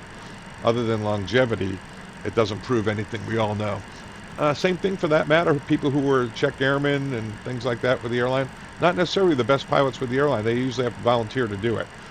They won't let them be check pilots if they don't get along with others well, generally, and if they're a bad pilot, but it doesn't mean they're the best pilots with the airline. I know I can say that because I was a check pilot. I asked to do it. I did it for a couple of years. They laid us all off while they did the flight, cleared across. This is runway 33 left, clear left and right. And they sent us over to Tower, somewhere there. We're in Tower. We'll get out at the end. We'll talk about the takeoff. Here on out, guys, I'm pretty rusty on my knowledge of it, but we're going to do the best we can. Remember I said we're going to do a nav takeoff. We'll get it set up when we get out there. Anyway, that's my preachiness on seniority system. If you want to know about those flight academies, Delta has one, American, United, probably Southwest, JetBlue for that matter. You can just Google them, the flight academies for a particular airline, apply. And it's the other thing. You used to have a college degree. They'll take you right out of high school and give you basically a full ride doing it. And as long as you pass the school, you don't have to pay them back. You have to flight instruct with them. If you leave and go to Delta, let's say you go to American's Flight Academy, and you said, you know what, and you get picked up by Delta's regionals, you'd rather go over there, you have to pay them back too. You got to stay with them for those loans not to be due. Talking out of school, it's about as much as I know about that. So here we are out of Boston. Rain seems to have subsided. I'm going to tell the flight attendants prepare for takeoff, please. Got to do that no later than 2 minutes prior to takeoff, and you chime when takeoff is imminent. We'll talk about that at the end of the runway. I don't want to do one of those Microsoft Flight Simulator things where I go off in the weeds while I'm running off at the mouth, right? Hey, don't forget to subscribe if you guys won't mind. Bottom right-hand corner of the screen, click on my face for my retirement flight, click on it and subscribe. It's just for my ego because I don't get paid anymore. But I think we're up to 1720 on the subscribers. That's pretty good. I'll take it. I feel an obligation to you guys. This is my retirement gig, not for money, but just for give back to the community. Thought about driving a school bus in town or continuing to coach football like I used to and things like that. I thought, yeah, I'll just give back to the aviation community. And it's funny, I'm not an aviation nut. I don't live for aviation, but sure am enjoying the interaction on my Discord channel. If you guys go over there, I would appreciate it. We have a great group of guys, very non-toxic group. We probably should stop short of the runway. Park the brakes. An old captain before I upgraded said the only advice I have for you is when you stop the aircraft, park the brakes, you don't get drift. That's good. So we're at the end of the runway. We're going to do a nav departure. Let's go in here, and I'll tell you what I'm thinking. I'll do it out loud so that you can know what I'm doing wrong. Now, see how we have heading and altitude. I'm going to go ahead and hit the toga switch here. The auto throttles are not engaged, so it just sets this to takeoff mode. Our flight panel is 146, which is our V2. Some guys put this at 15 because you can't maneuver below that bug without your slats extended. more than 15 degrees of bank. I'm not going to do that anyway. So I'll just keep the slats on if I have to turn. 5,000's in the window. We're going to be going nav at 400 feet. So at 400, here's my plan. I'm going to go out on the runway, bring the throttles up to 1.4 EPR. Then I'm going to engage auto throttles. We'll get toga power, takeoff power, because that's what's set here. We'll go down the runway with 60 knots. We'll get takeoff clamp. 80 knots, we'll cross the cockpit, check the airspeeds. V1, we'll take the hands off the throttles and rotate. We'll rotate into the command bars. We'll only go about 8 to 10 degrees nose high. You gotta be careful. You can catch the tail real easy on the Super 80 MADDOG. And then eventually end up around 20 degrees. We're going to go up in our about 1,000 feet. We're going to go climb power, reach over here and call for climb power. And at 1,500 feet, we'll start cleaning it up. There's our flaps up speed. There's our slats retract speed over here. And somewhere in there, I'll either go, you can go, some airlines used to do half rate. You'll be about 4,000 feet per minute. So the half rate, the other guy dials it down to 2,000 or 1,800, and you start cleaning it up. I'm going to go IAS and spin the speed up. It's a lot to do while you're trying to fly this thing. Vertical, as far as VNAV goes, I'll probably wait till 10,000 feet. The airplane, I remember from way back, we didn't really use VNAV much because sometimes it would pitch down on you, and we'll fly out like that. Okay, you know, it's snowing a little bit. Well, probably should have de-iced, but we're in the simulator, so let's get out there. Left is clear, right is clear. I reach up, I got to ding the flight attendants. This takeoff is imminent. One last check of the EOAP. Looks good. Turn off the parking brakes. That looks good. Rover travel on the string. Okay, guys, let's get out there. Let's do this. What can go wrong? Remember, it's going to be nav. 400 feet will eventually end up in nav. And we'll bring the power up. Get going. Here we go. Man, this is a great product. What is study level airplane? I mentioned it in my other videos, but study level to me is if that you were on this airplane, it would help you prepare for recurrent training. It's that good. You can do non-ILSs. You can do, well, this one, you can do engine out work, stuff that you really don't get a chance to do much of in the real airplane, right? Well, engine out, not at all. You can do all sorts of things, practice unusual attitudes, holding, everything. That's study level. It's that good. It doesn't put bad habit patterns in. The PMDG 777, I used to use that when I was still a captain on the 777, and I didn't fly anything but that because it was too confusing. I'm going to stop the airplane. Okay, and it actually helped me. I never was better prepared than at the end. So I'm going to put the EPRs up to about 1.4. Release the brakes. And there we go. Auto throttle arm. Power looking for 2.02. Right down there. Takeoff thrust set. Let's get over on the Clamp. center line. I follow up with the throttle. Check.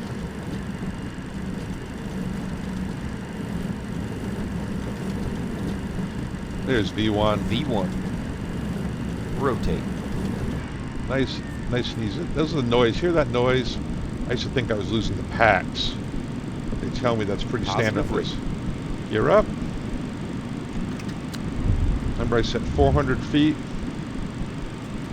Stay right in those command bars. Gear up.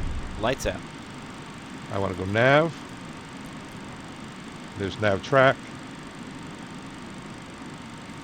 There's 1500. I can start going. I'm above the flap speed. Flaps up. Stay in the bars. Flap 0. Alright guys, I'm going to get this over in these bars,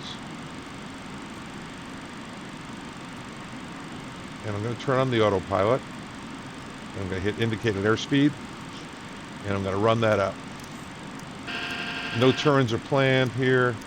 I'm above the slat speed for 15 degrees of bank right down here. Okay, set the indicated airspeed up to 250. So what are we doing? We're nav tracking. And I need to go climb power. A little late doing that. Climb thrust set. And EPR limit. There we go. And let's say we're cleared up to flight level 16,000. And which is convenient since I didn't level off at 3. Slats retract, because we're above the slat speed. You know what I didn't do? I never armed Slats the retracted. altitude up here.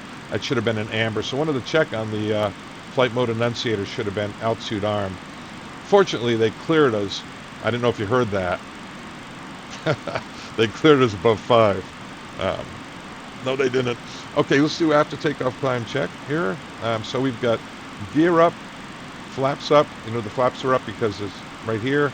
Gears up and flaps up. Climbing to 16,000, which is our final cow's altitude. We can do more than 15 degrees of bank because we're above the airspeed, 237. That's slats retract. I think what was our airspeed?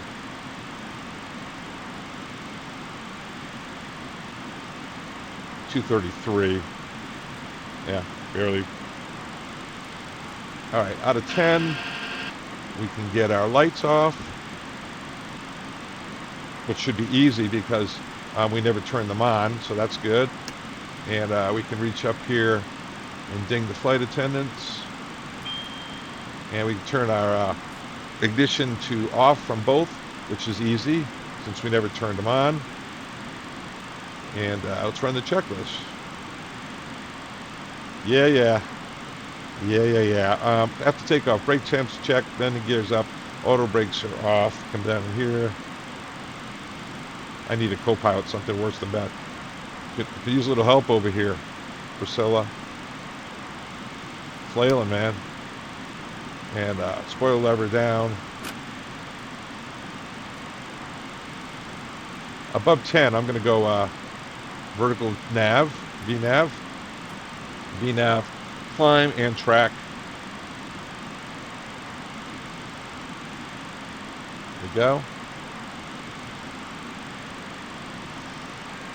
14 for 16, and will it level at 16? Fool me once, right? It's right there, it looks good. All right, let's finish the checklist. After takeoff, engine ignition is off, lights are off, never did that. No one's the wiser. Center tank pump is required, altimeters 1013, we're going to stay at just a regular altimeter since we're leveling off below 18. Stab motion. Get that sometimes in this airplane. All right, so after takeoff checklist is complete, which went very quickly since we forgot 2 items, right? But you know, the landing lights aren't going to kill you, and the ignition's not going to kill you either, so I guess we did okay. But yeah, I got myself hurried there. I should have done those 2 items before I took off. Do the miracle of flight sim. No one got hurt. Okay, and cruise altitude in the box is 16. We'll take a look at the arrival and everything once we get level.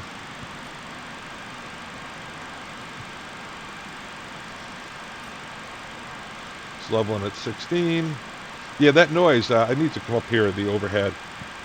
Make sure we're pressurizing, which we are. Cabin altitude is 5,200 feet. Differential, differential, there's 2,000, differential, say 5,200.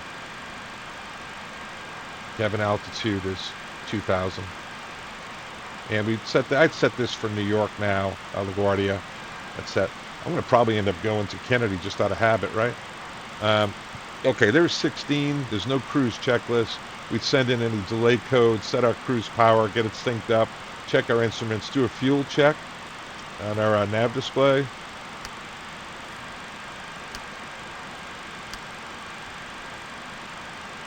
Let's see here.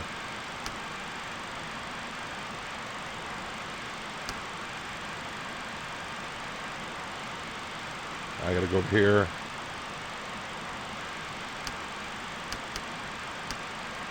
Whew, that was easier.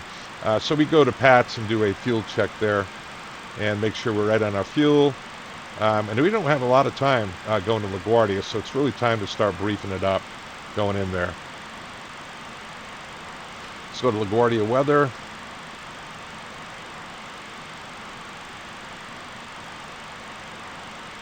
Flights, LaGuardia, and we're going to do the star. We'll start briefing that up. We're filed on which arrival are we on? We are filed on the Harp 4. There it is, Harp 4,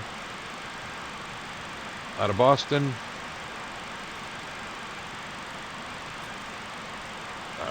Let's see, Basie at 8,000. No expected. So it's going to be Basie at 8,000. Let's check that. Basie at 8,000. Put that in. So how are we doing on the flight mode enunciator? We're L-naving it, V-naving it, level, FMS speed, nav tracking it. Looking good. We make a PA here to the people, let them know what time we're going to arrive, the kind of arrival we're planning, and anything else you thought they need to know. Weather, LaGuardia. 2998, that altimeter is set. 290 at 23, and they're presently landing on runway 22. And altimeter 2998, 10 miles, good, so it's pretty good there. And -7 on the temperature, no precipitation to speak of. And we'll see how it goes with the weather. We go in there, but we should probably try to do a missed approach. I think it's going around Toga, flaps 15, positive rate, gear up, set missed approach altitude, and then we would head on, clean it up, starting at about 1,000 AFL, flaps up, slats retract, and make another approach or head on over to Kennedy for landing. All right, so let's look now at the approach. That's the weather, and that's information. India approach. ILS to 22. They do have a Cat 2 there.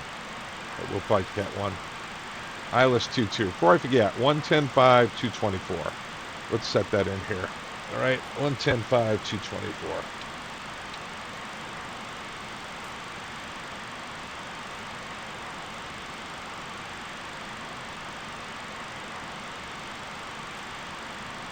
And 224.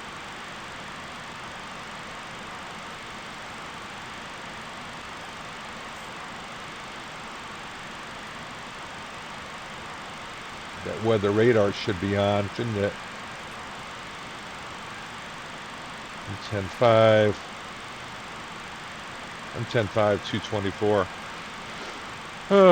Let me see here, guys.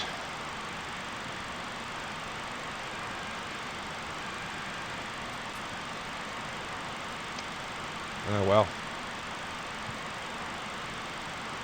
I would just keep the seatbelt sign on for the duration of the flight. It's a short flight. There's a lot of weather in the area.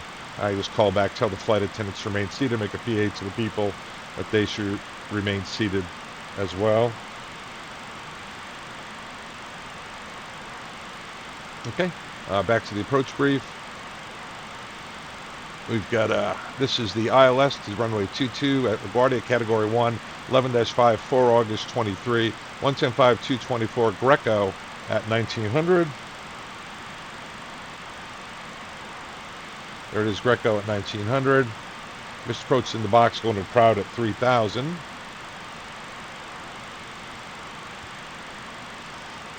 Missed approach is in the box, Proud to 3000. Okay, then Proud, it's a hold. Or vectors over to Kennedy or back around to LaGuardia. 113.1 is the VOR. There's the holding pattern at Proud. It's inbound. Looks like a teardrop entry for a left-hand turn pattern. 1 minute leg. 212 is the DH. I like to set that as a technique on my altimeter. My Barrow set knob here. That's 212. because the other one is height above the aerodrome, which is 200, and we already have that set. And this is the barrow that we're looking for, 212 is set, and altimeter is set.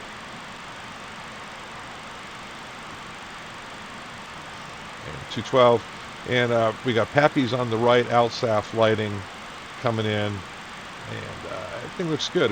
We have the weather, 1800 RVR, and about a half mile, so we have all that.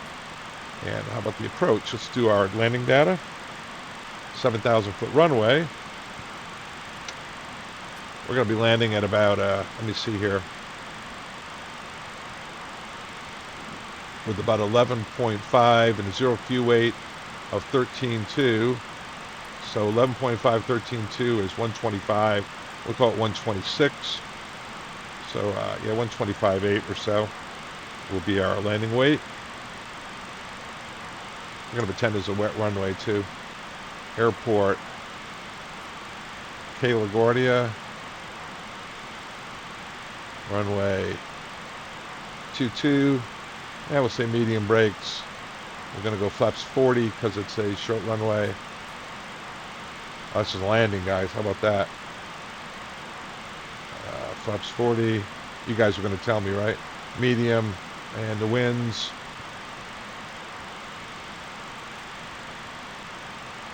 .280 at 16, gusts to 21.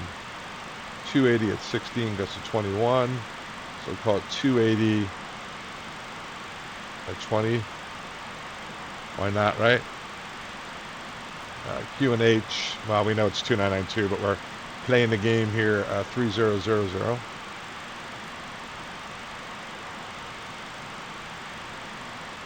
Outside air temperature is -7. It's -7. Reverse, yes. Additional add 5 knots. Manual braking, we'll use medium. And the auto brakes landing weight 125.4.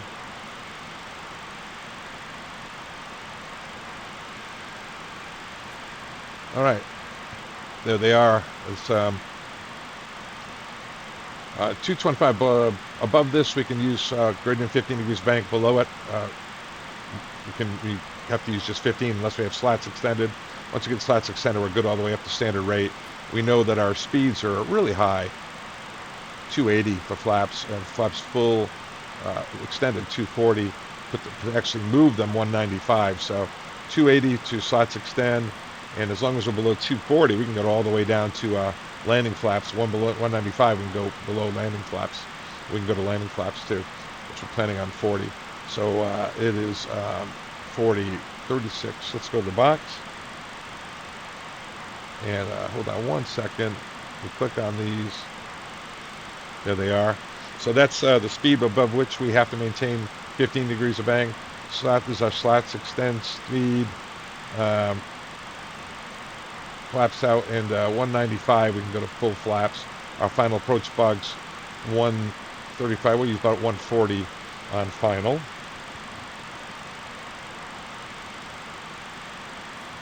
Net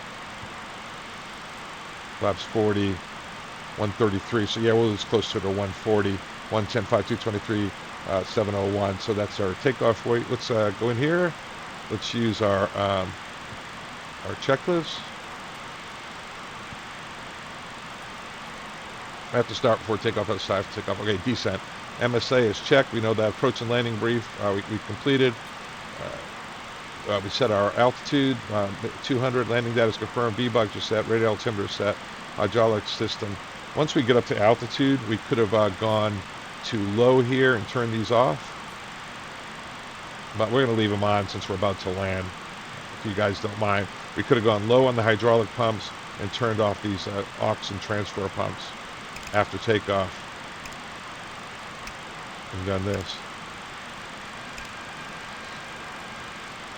And for the approach, we can turn them back on.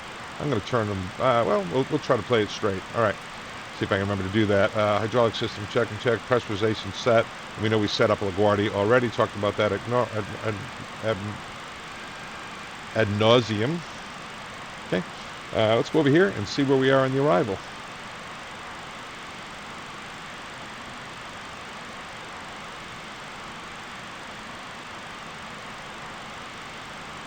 All right, Basie at 8. If you want, you can go fix Basney.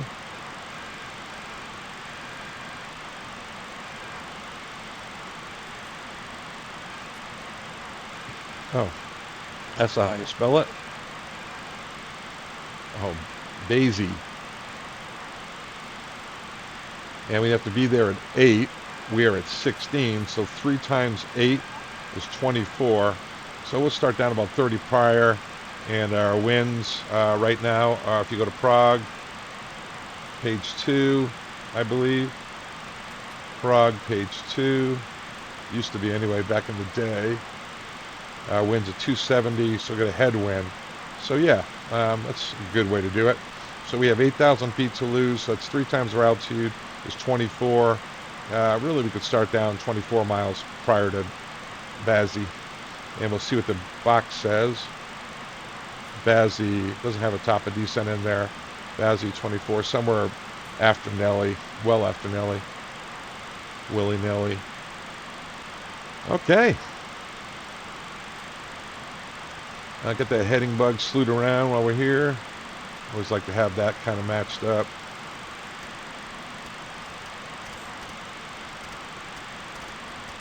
There we go.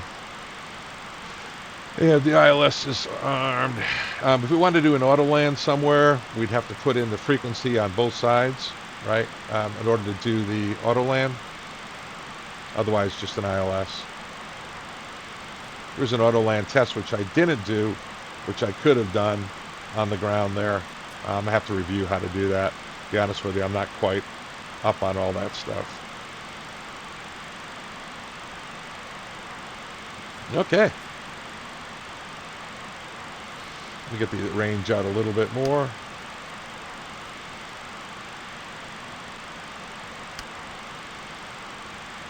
Top of descent's way down here. Way down here. So I'll tell you what, I am going to pause the recording. I'll be back because not to ruin your immersion, but I heard my wife get up upstairs. I want to say good morning, and I'll be right back. All right, I'm back. Downstairs, upstairs rather, said hello to my wife. I'm going to cross Basney at 8, so I'll put in 8,000 up on the flight panel, remote control panel. 8,000, and I've got to arm that. Means nothing to arm it, right? We learned that on departure. There it is. So it shouldn't do anything. It should descend across Basney at 8. Let's take a look at the arrival here. Coming into Basney, right there it is. I have a circle. Left-hand turn, right-hand turn. It lines us up right on final. We'll get radar vectors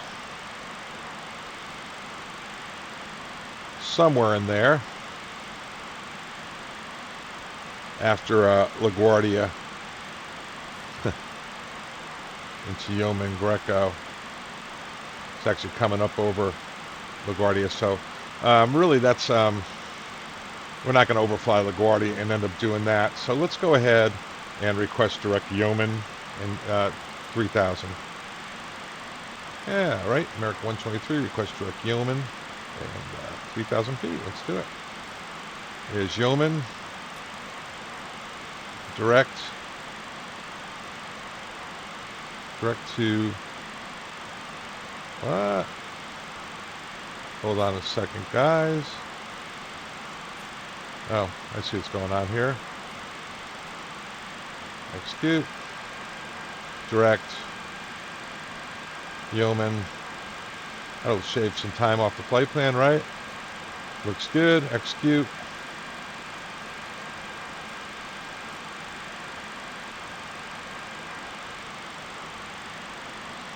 And here we go. I'm going to take this over and go. So that's going to cut a bunch of time off, right? I'm going to get it slowed down and configured. We'll get right on down to 3 and go on in there. All right, so I got 250 on the indicated airspeed. We're descending down to Yeoman.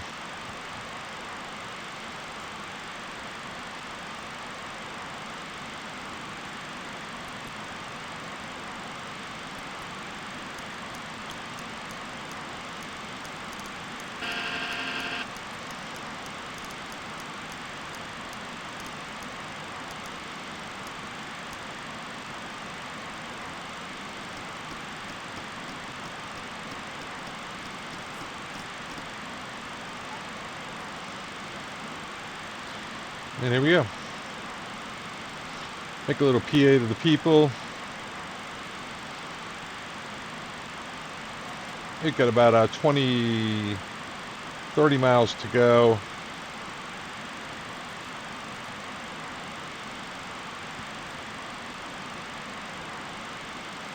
Kind of an interesting thing here.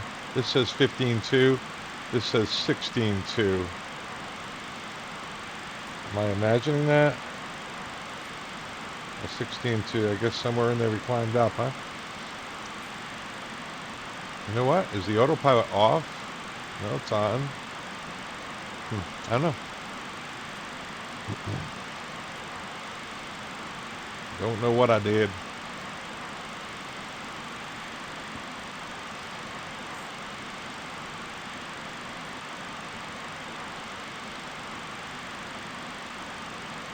We do have the spoilers extended. We can use some slats to help us get down since we're below 20,000. Slats extended.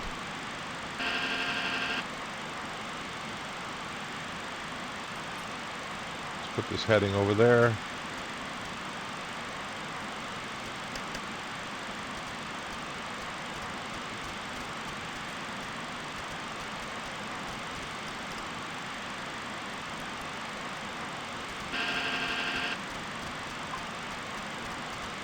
Pardon me while I spaz out with this flight panel there, right? Alright, we're in nav, indicated airspeed, clamp, and descending down, coming up nicely to cross Yeoman at 3,000. Alright, so let's critique ourselves what occurred there. And now I'm going to go over here to hydraulics. And I'm going to put these back to high. Transfer pump on. Aux pump on. Up here, put the ignition to bolt this time, just to say we did it at least once, right, guys? We'll go to the overhead.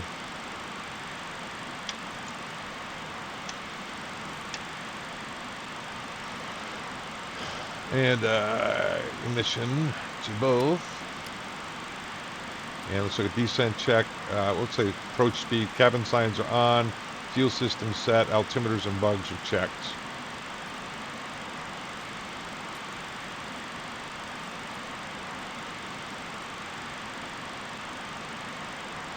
And we'll turn the landing lights on.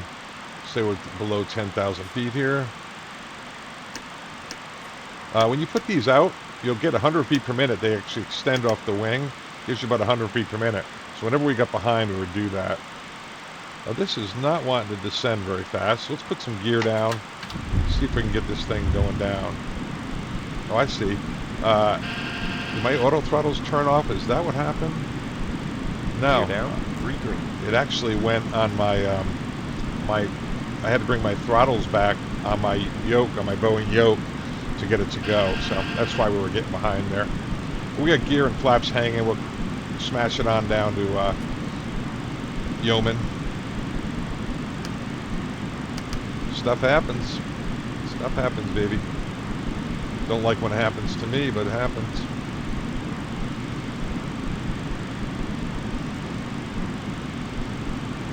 Yeah, so the arrival took us all the way over LaGuardia, then back around radar vectors to Yeoman. So when I went direct Yeoman, it took around 50 miles, 30 miles off the flight plan. And we were out of 10, so we ding them and say, flight attendants, prepare for landing, please.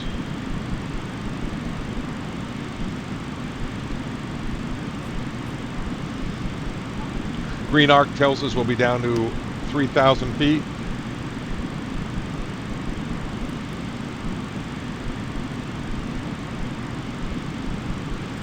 Where we'll be down to 3,000, right there. So that's good.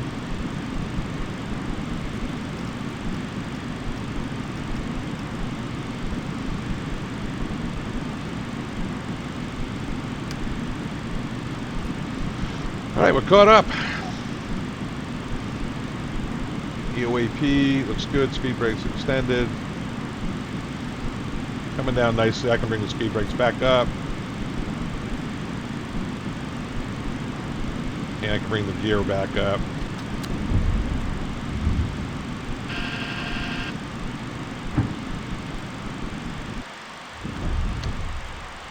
Put a little flaps out down to 11. That'll help us below 280. What is the speed for flaps 11? It is mid 280. Yeah, 280. Still learning this stuff, guys.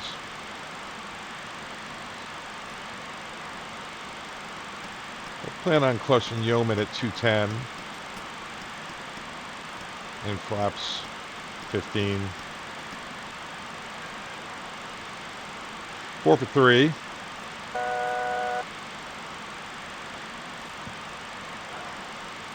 Make sure it levels.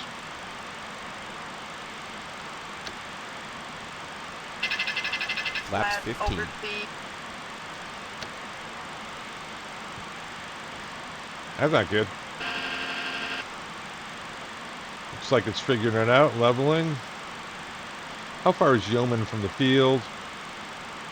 Yeoman is 10 miles, so we can keep slowing on down here. I'm going to get the gear down, guys. Start configuring a little early.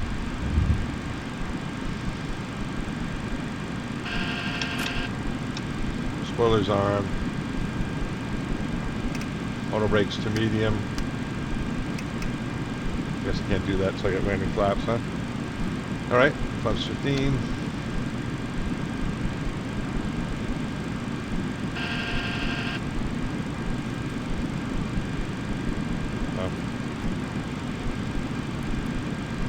Low capture. We'll bring the heading around. Comes the glide slope.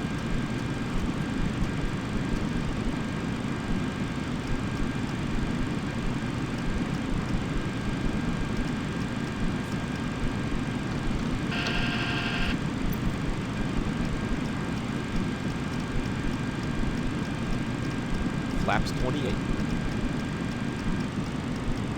Pardon me while I hustle myself through this. Flaps 40. Glide slope back, low track, and below 180, 195. Flaps coming to 40. 4 landing checklist, please. Final landing gears down. Flap sat lever is extended. Speed brake lever is armed. Auto brakes is medium. Ignitions to both EOAP checked. All right, checklist is complete. Clear to land. Slowing down nicely. Contact tower.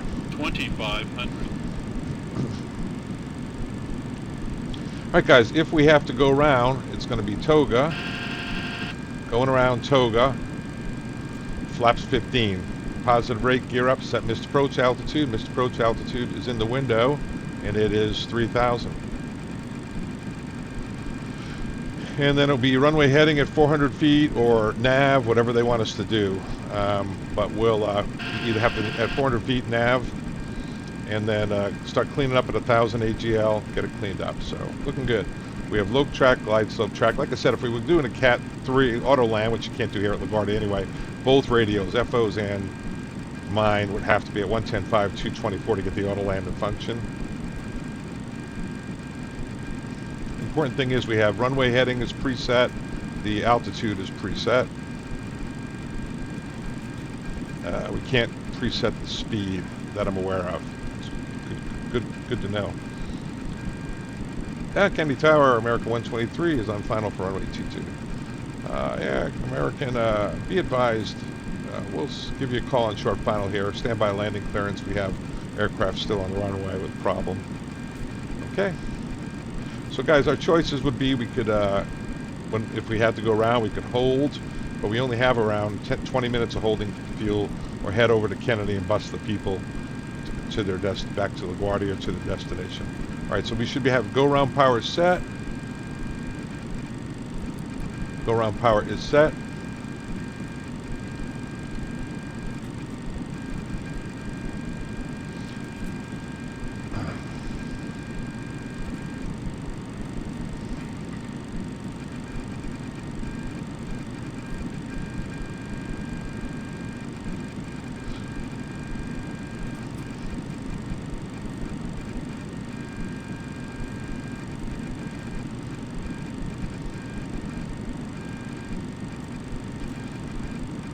That's 1,000 feet, stable. For stable, we want to be within a half dot of the glide slope, third of a dot of the localizer, which is right here, and -5 +10 on the speed. Otherwise, we have to go around because we're IMC conditions.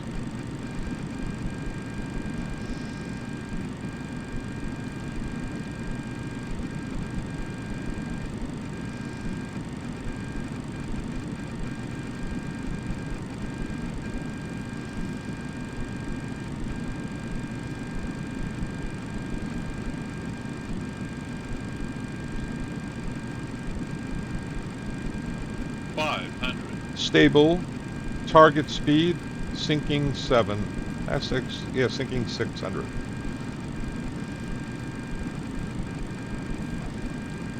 American, you are clear to land. Arc 123 clear to land.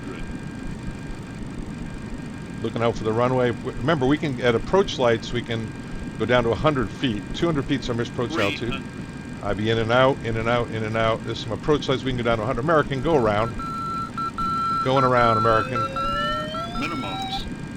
Going around, guys. Toga. Autopilot's off. 100. Going around. 50. Flaps 15.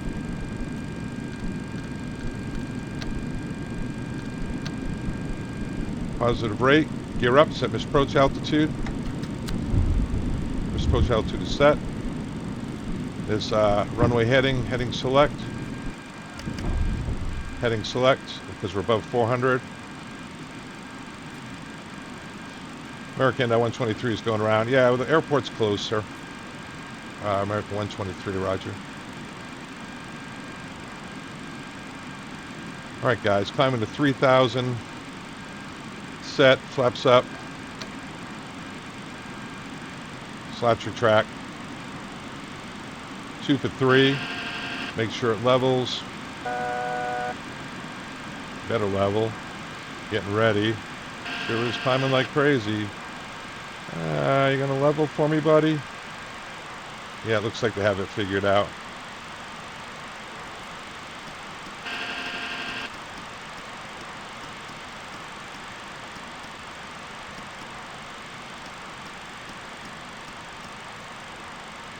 All right.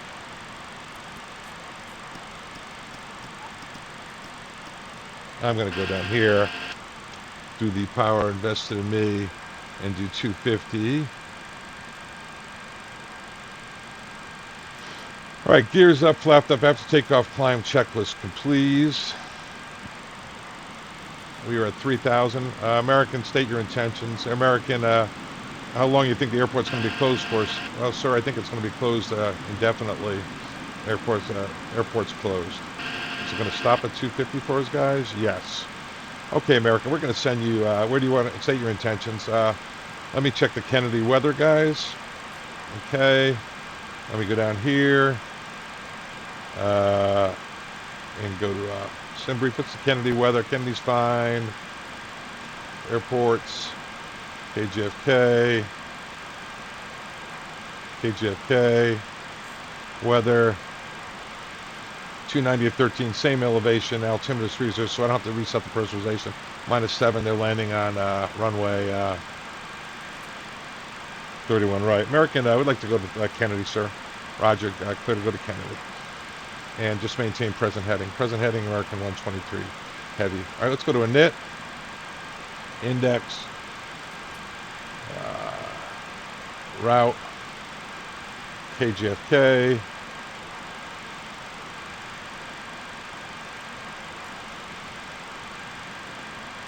And let's go to departures, arrivals.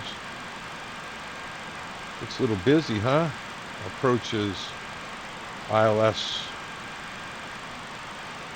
31 right. Kennedy, execute. Okay. All right, make a PA to the people. We'd notify company, usually the A cars that we were, they just closed LaGuardia. It's always good to call company, and the reason is, guys,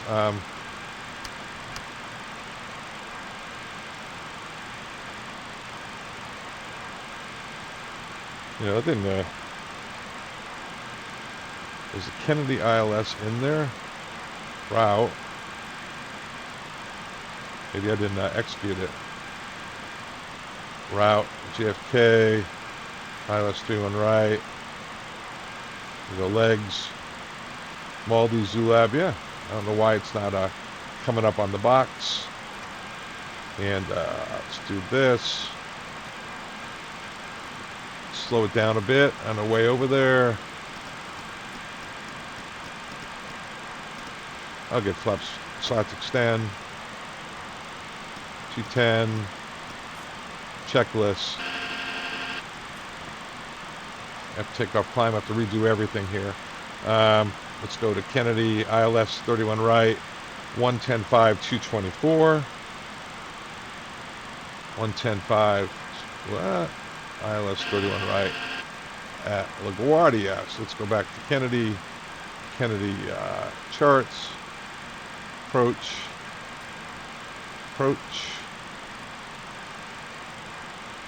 ILS 31 right.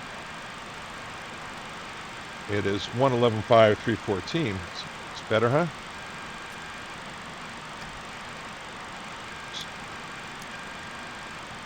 We set the course.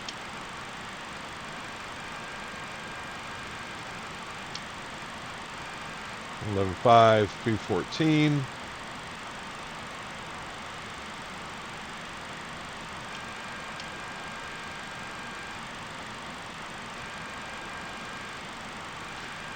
Okay, guys, let me do something on the box here.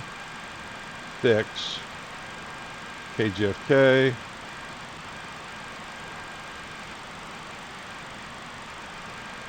$17 miles, bearing 250. 50 to 17. These are on. Let me go down to the box and go legs. Maldi. Execute. Nav.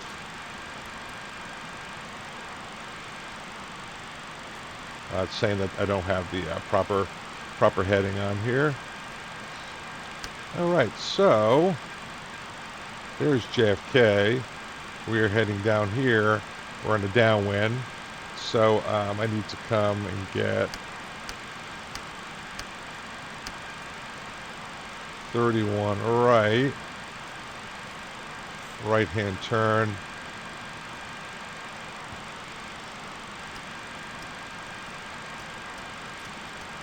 Let me just use my little handy dandy here.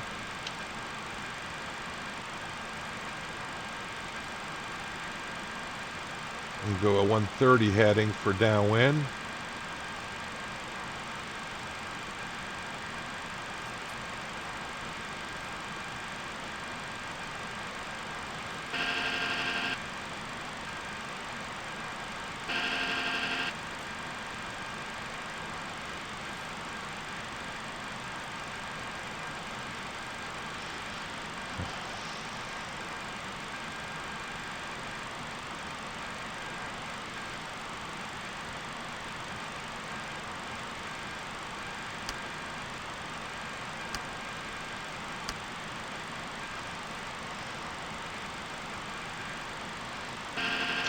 It's 31 right over here.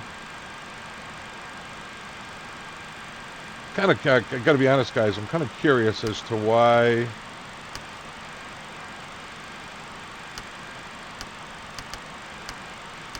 it's not showing up on there. 31 right for the ILS, but it's not. So let me do this over again on the box, because we should be on a downwind for 31 right now. So let's go departure arrival. Let's go init. I don't know why it started turning there. On nav capture, I want to do that. We want to go heading. And select. I'm going to redo the box here. This might be a simism here. And index. Nav, let's go route. I'm going to do this. You know what I'm just going to do? I'm going to do off this one because it does not seem to want to load up Kennedy, even though I changed the destination. And I'm just going to do departures, arrivals, route 2, iOS 31 right, 31 right, this, and route 2, activate it. That's better. That's better. Yeah, what you should be able to do is go to the route page and change the destination, but it didn't want to take that. I'm completely open to the possibility that it was something I'm doing wrong. So let's go back to the checklist. Letting company know we're diverting over to Kennedy. They give us the weather. We're going to go up here after takeoff checklist, gear, temps. Remember, because we just went missed approach. Disarm here. That's already disarmed. We're going to leave the hydraulic pumps on, guys. We're going to leave the ignition on both. Landing lights on. Make a PA to the people, telling them that Kennedy Airport closed. We're heading over to LaGuardia Airport closed. Heading over to Kennedy. Yeah. All right, we're caught up. So that was a missed approach. We went going around Toga. Flaps 15, positive rate, gear up, set missed approach altitude, which was 3, 400 feet, appropriate roll mode, which was either nav or heading. In our case, it was heading select. At 1,000 above the ground, we start cleaning up. Flap speed, flaps up. Slats, retract speed, slats up. 250, 3,000 radar vectors Kennedy, which is basically straight ahead to join. And now we're joining a downwind. What got confusing there was didn't load Kennedy, wasn't getting on the map, was still in LaGuardia with no approach showing. So I'm open to the fact that maybe it's something I'm not understanding with the box. But so I went to route 2, loaded Kennedy in there, and away we went. So let's group the approach up for Kennedy. There it is, JFK, ILS 31 right, 21-7, 13 October 23, 111.5, 314. 111.5, 314 is in the box. 213 is the DH. 213, 200 on the radio, and 200 radio is set. And I got Maldi at 3, Zulab at 19, and missed approach altitude is going to be 4,000. So we go back here.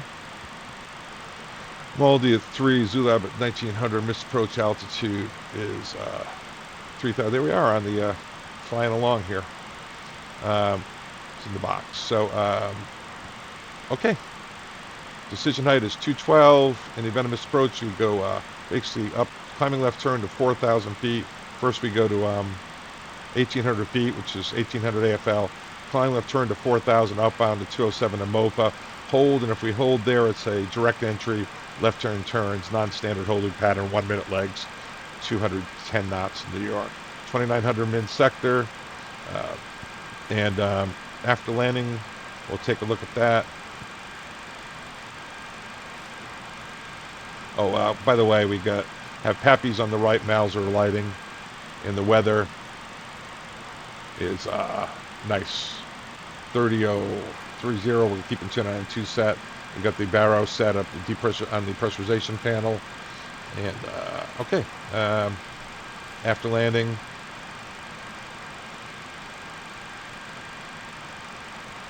It's kind of busy with one person, huh?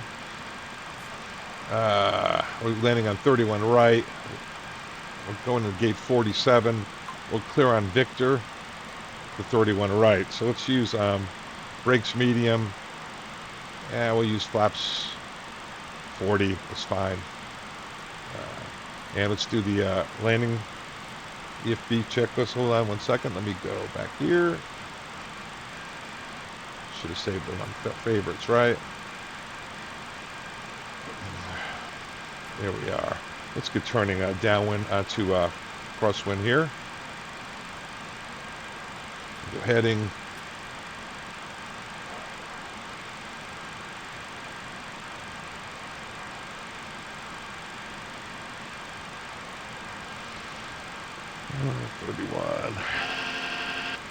040.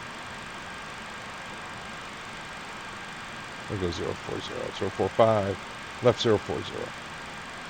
And let me get this range down a little bit so it looks a little prettier for us. There it is.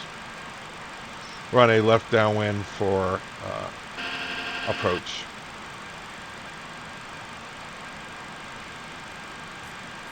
Okay, checklist. Approach the feed after start. Descent, we got all that stuff. Approach. Cabin signs are on. Flight attendants prepare for landing, please. Ladies and gentlemen, Captain Richard apologizes for the delay. We should be on the ground about 7 minutes. We'll make accommodations for you once we get to the gate in Kennedy. We may refuel, head back up to Laguardia, or they may busing. We'll have agents to meet the aircraft to let us know what they think. And altimeters and bugs are set. If you do the EFB, we could set this all up for landing speeds, but it's pretty much going to be the same. We'll fly a final approach at around 138. Sometimes you just got to say, that's enough. Hey, want to try an autoland? This runway is not autoland capable, but it will autoland. Anyway, we'll try it. We'll try a Cat 3, even though they don't have one here. 111.5, 314.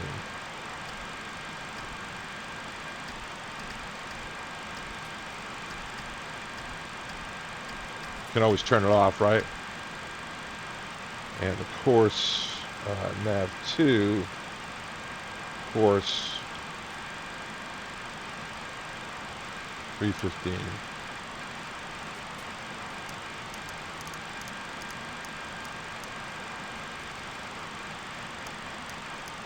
It'd help if I didn't slide my little mouse around here. Is there a faster way to do this, guys?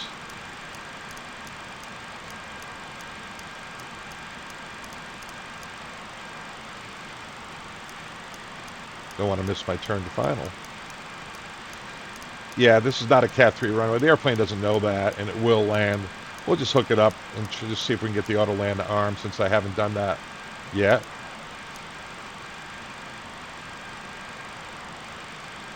Yeah, I by accident I moved this. 111.5, 315. All right.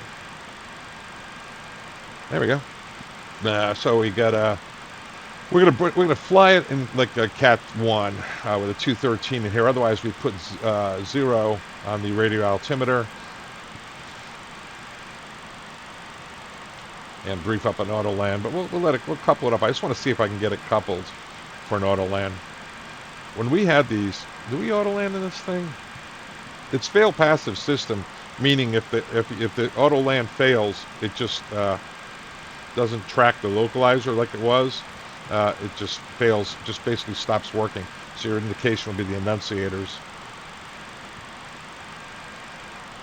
Fail active would be it keeps flying the ILS even though it failed. All right, we can do radar vectors, or we can just go direct to Maldi in here. Let's go direct Maldi. Keep it as unchallenging as possible.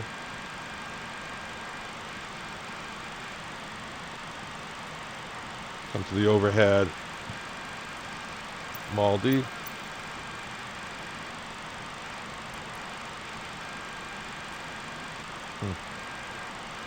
That doesn't want to do that, so let me just do this. Heading select. Get us heading over.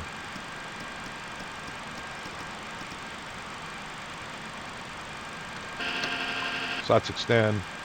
We'll go to flaps 15 rather.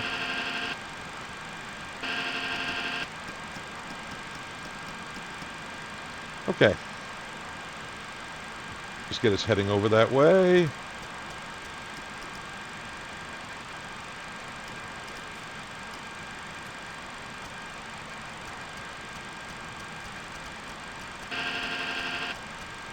And on that heading, we'll intercept final.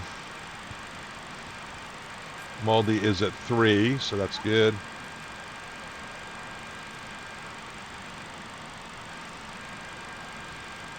And we can actually come in here. They'll clear us for the ILS. We can try the auto land. All right, because we have both ILSs tuned. Let's try it.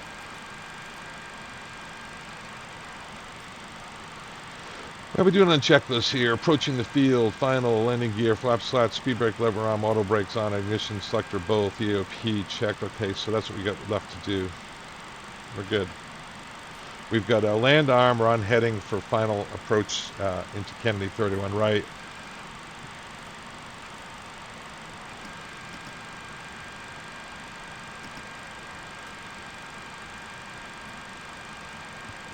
I'm going to get gear down.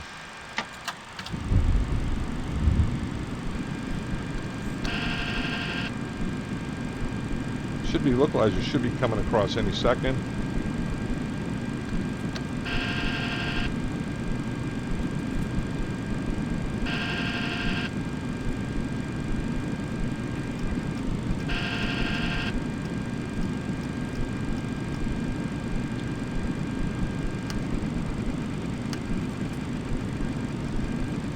All right, course should be coming across.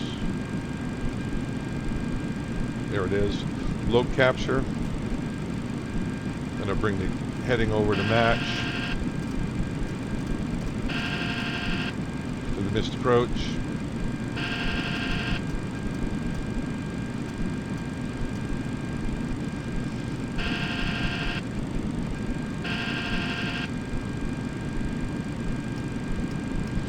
Bring the throttle. Anytime we're doing an auto land, we get configured early. I do 140 on final.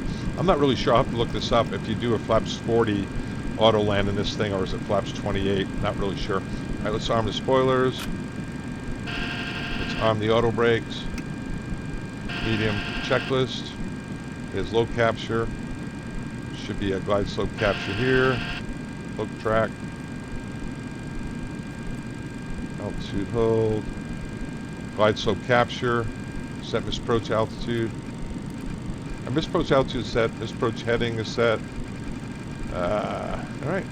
Kennedy Tower. It's American 123 for 31 right ILS. 123 Roger. Clear to land. All right, clear to land. So lights are on, and 4-lane checklist is complete. Final. Landing gears down. Slap levers extended. Flaps to arm. Auto brakes are required. Engine ignition belt. EOP is checked. Checked. Clear to land. Can't tell you how, looking over here and seeing 8.4 in the fuel, having been on the 777 all this time. Yikes. All right, it is raining pretty hard, so why don't we get the wipers too fast?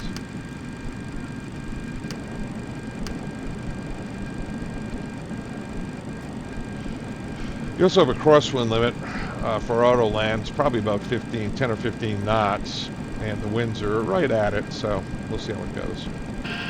I know, we're playing sim here, guys.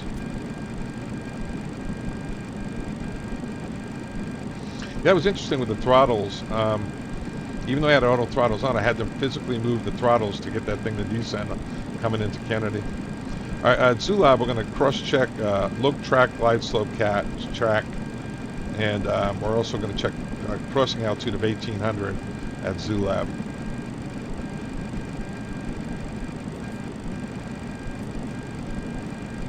It's long. This is going to be a 2-hour and 30-something minute flight, but it kind of has everything, doesn't it?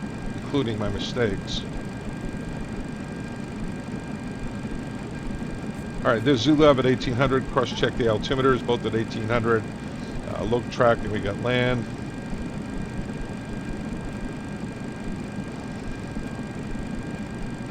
I don't know if this land turns to green at 1500 feet AFL when it passes its auto land check.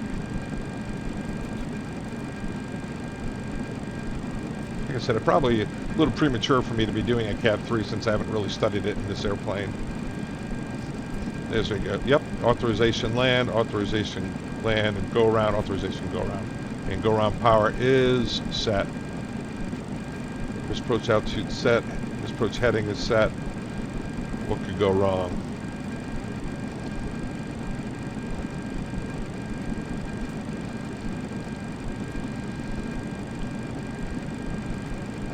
Man, this is a great model, this aircraft. Fantastic.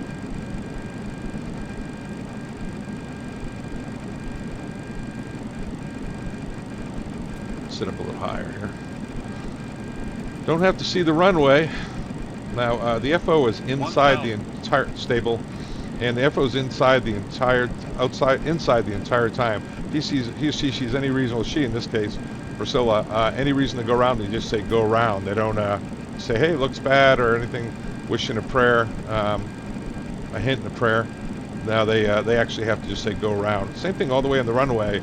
We have the autopilot on, right? So on the autoland, if you see it drifting, just say center line, and the captain would turn off the autopilot and manually take it over.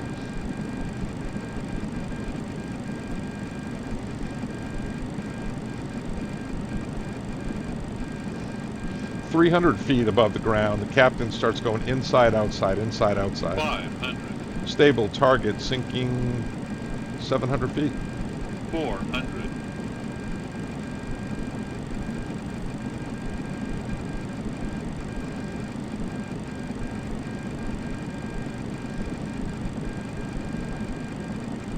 300, I have the lights, and I'm inside, outside, inside, outside. Pretty good crosswind here.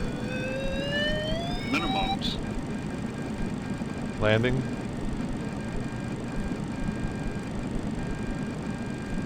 $100, That's alert height.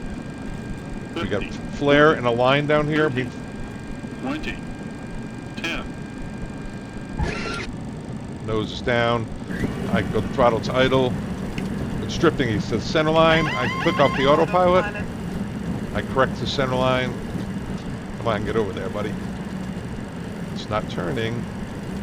I'm going to take it over with my hostage yoke. We're in reverse. It's 80 knots, 60. All right, autopilot's off. Auto throttles 60 are knots. off. It is sliding down the runway, guys. All right. Flaps up after landing checklist. Let's find out where we are on the field. Should keep moving, get off the runway before someone runs over us.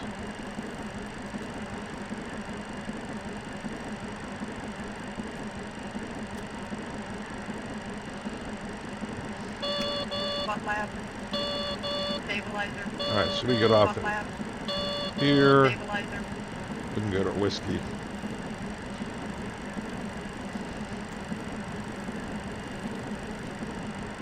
Okay. That was cool. Very cool. Yeah, long video, but I think you guys enjoy it. Ramp, we call ground. Tell them that we're clear of 3-1 right. They say roger, taxi to the gate. Call ramp. Tell them we're on the ground for gate 47. They say roger, taxi to the gate. Call approaching Tango Alpha, which we do.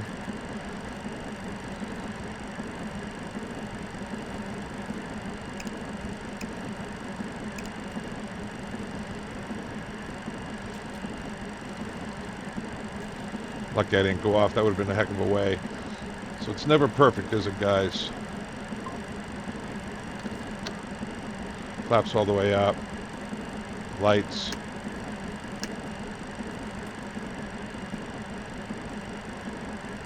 It's gate 47 over here, guys. To dim. And after landing checklist.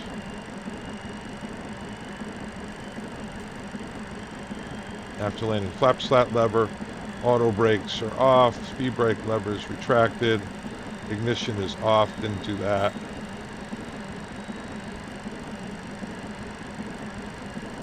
Ignition's going to be the end of me, isn't it?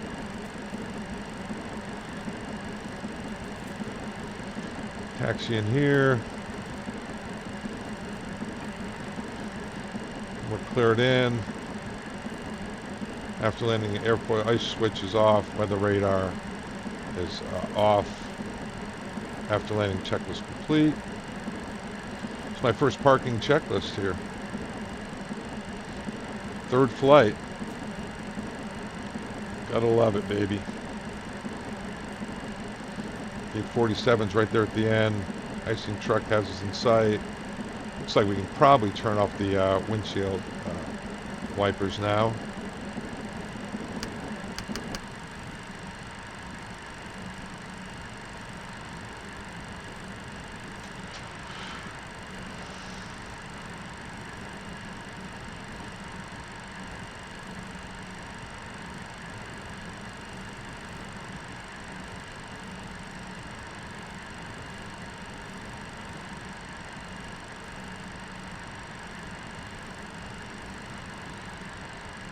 You notice Priscilla has not said a word.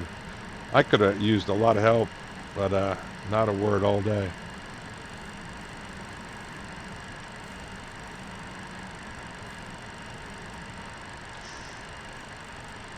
Hopefully this de-icing truck doesn't hit us.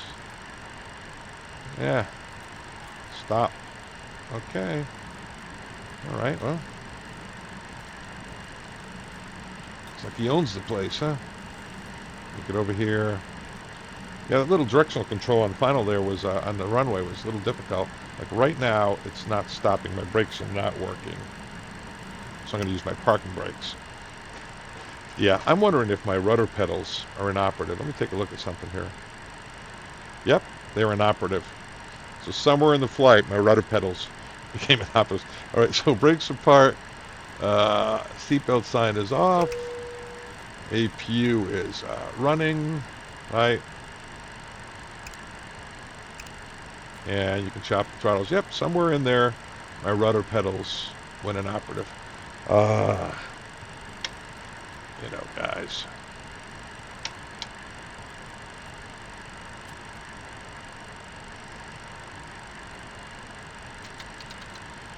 Chop them.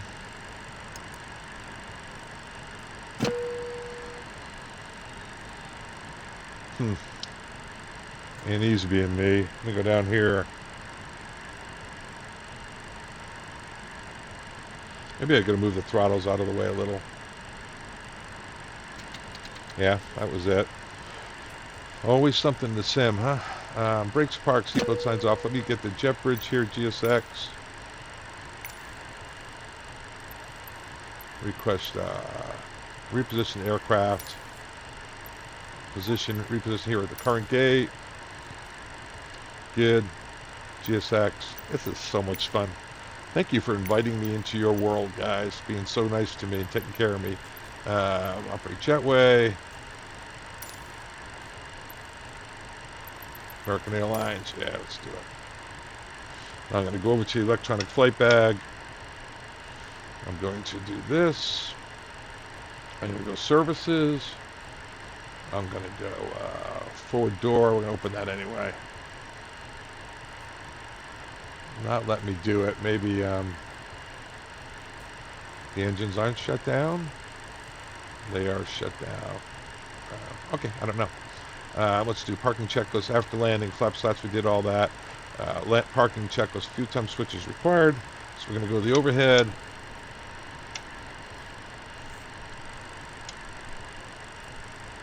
We've got APU is established. I'll have to leave that one pump on because we don't have external right now. This, I'm going to deplane the passengers if it lets me. Request boarding, request deboarding. The boarding requested. Yep. Okay. Let me go back over here and try the electronic flight bag again. Nope. How about services? Ground service GPU. Oh, you know why? You guys knew why, right? Because I didn't have flight mode off. That's why. Man, I got a lot to learn, lots to learn.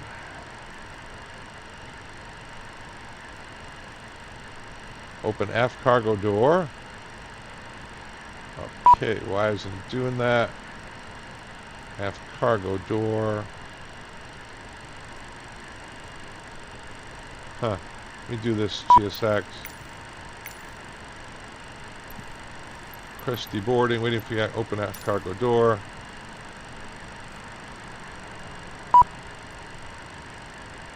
Open forward cabin door, open forward cargo. Okay. So, brakes are parked. Right.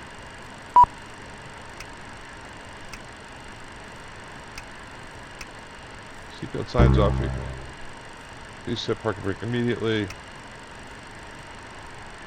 There it is. Try now.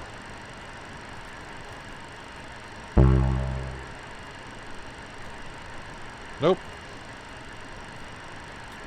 I don't think it knows we're here, guys. So, anyway, okay. Let's run the rest of the checklist. Then we'll do parking trans pumps off. So we got to go back in here.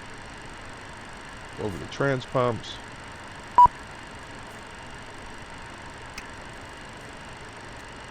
Aux pump to off. You see parking brake set. Trans pumps off. Leaving the brake emergency lights off. EFB, battery, switch, APU. So it's not going to cooperate here. It's not going to let me open any doors. I don't think you can do it through this box on this airplane though, or GSX. So, yeah, I don't know. I don't know. I'm just going to have to give up on it since I want to make sure I'm in out of the flight mode. We're not in the flight mode. Okay. Let me go to aircraft systems. Nope. Aircraft options. Stay flat. FMS. Close. Nope. Okay, it's not going to let me do it. All right, guys. Wow. That was a long flight. 2 hours and 30 minutes. Just for whatever reason, GSX isn't letting me shut it on down. We all get the idea, right? So, all very cool. Please don't forget to subscribe. That's really my third flight. Doing that stuff. First autoland. Kind of cool. We did a lot. Go around, misapproach, bad weather, all the stuff. Couple of boo-boos by Father Time. I don't know how many people are going to watch this at 2 hours and 32 minutes, but it's got a lot in it. All right. Thanks a lot, guys. Father Time's out. Time for me to go be a husband. See you later, guys.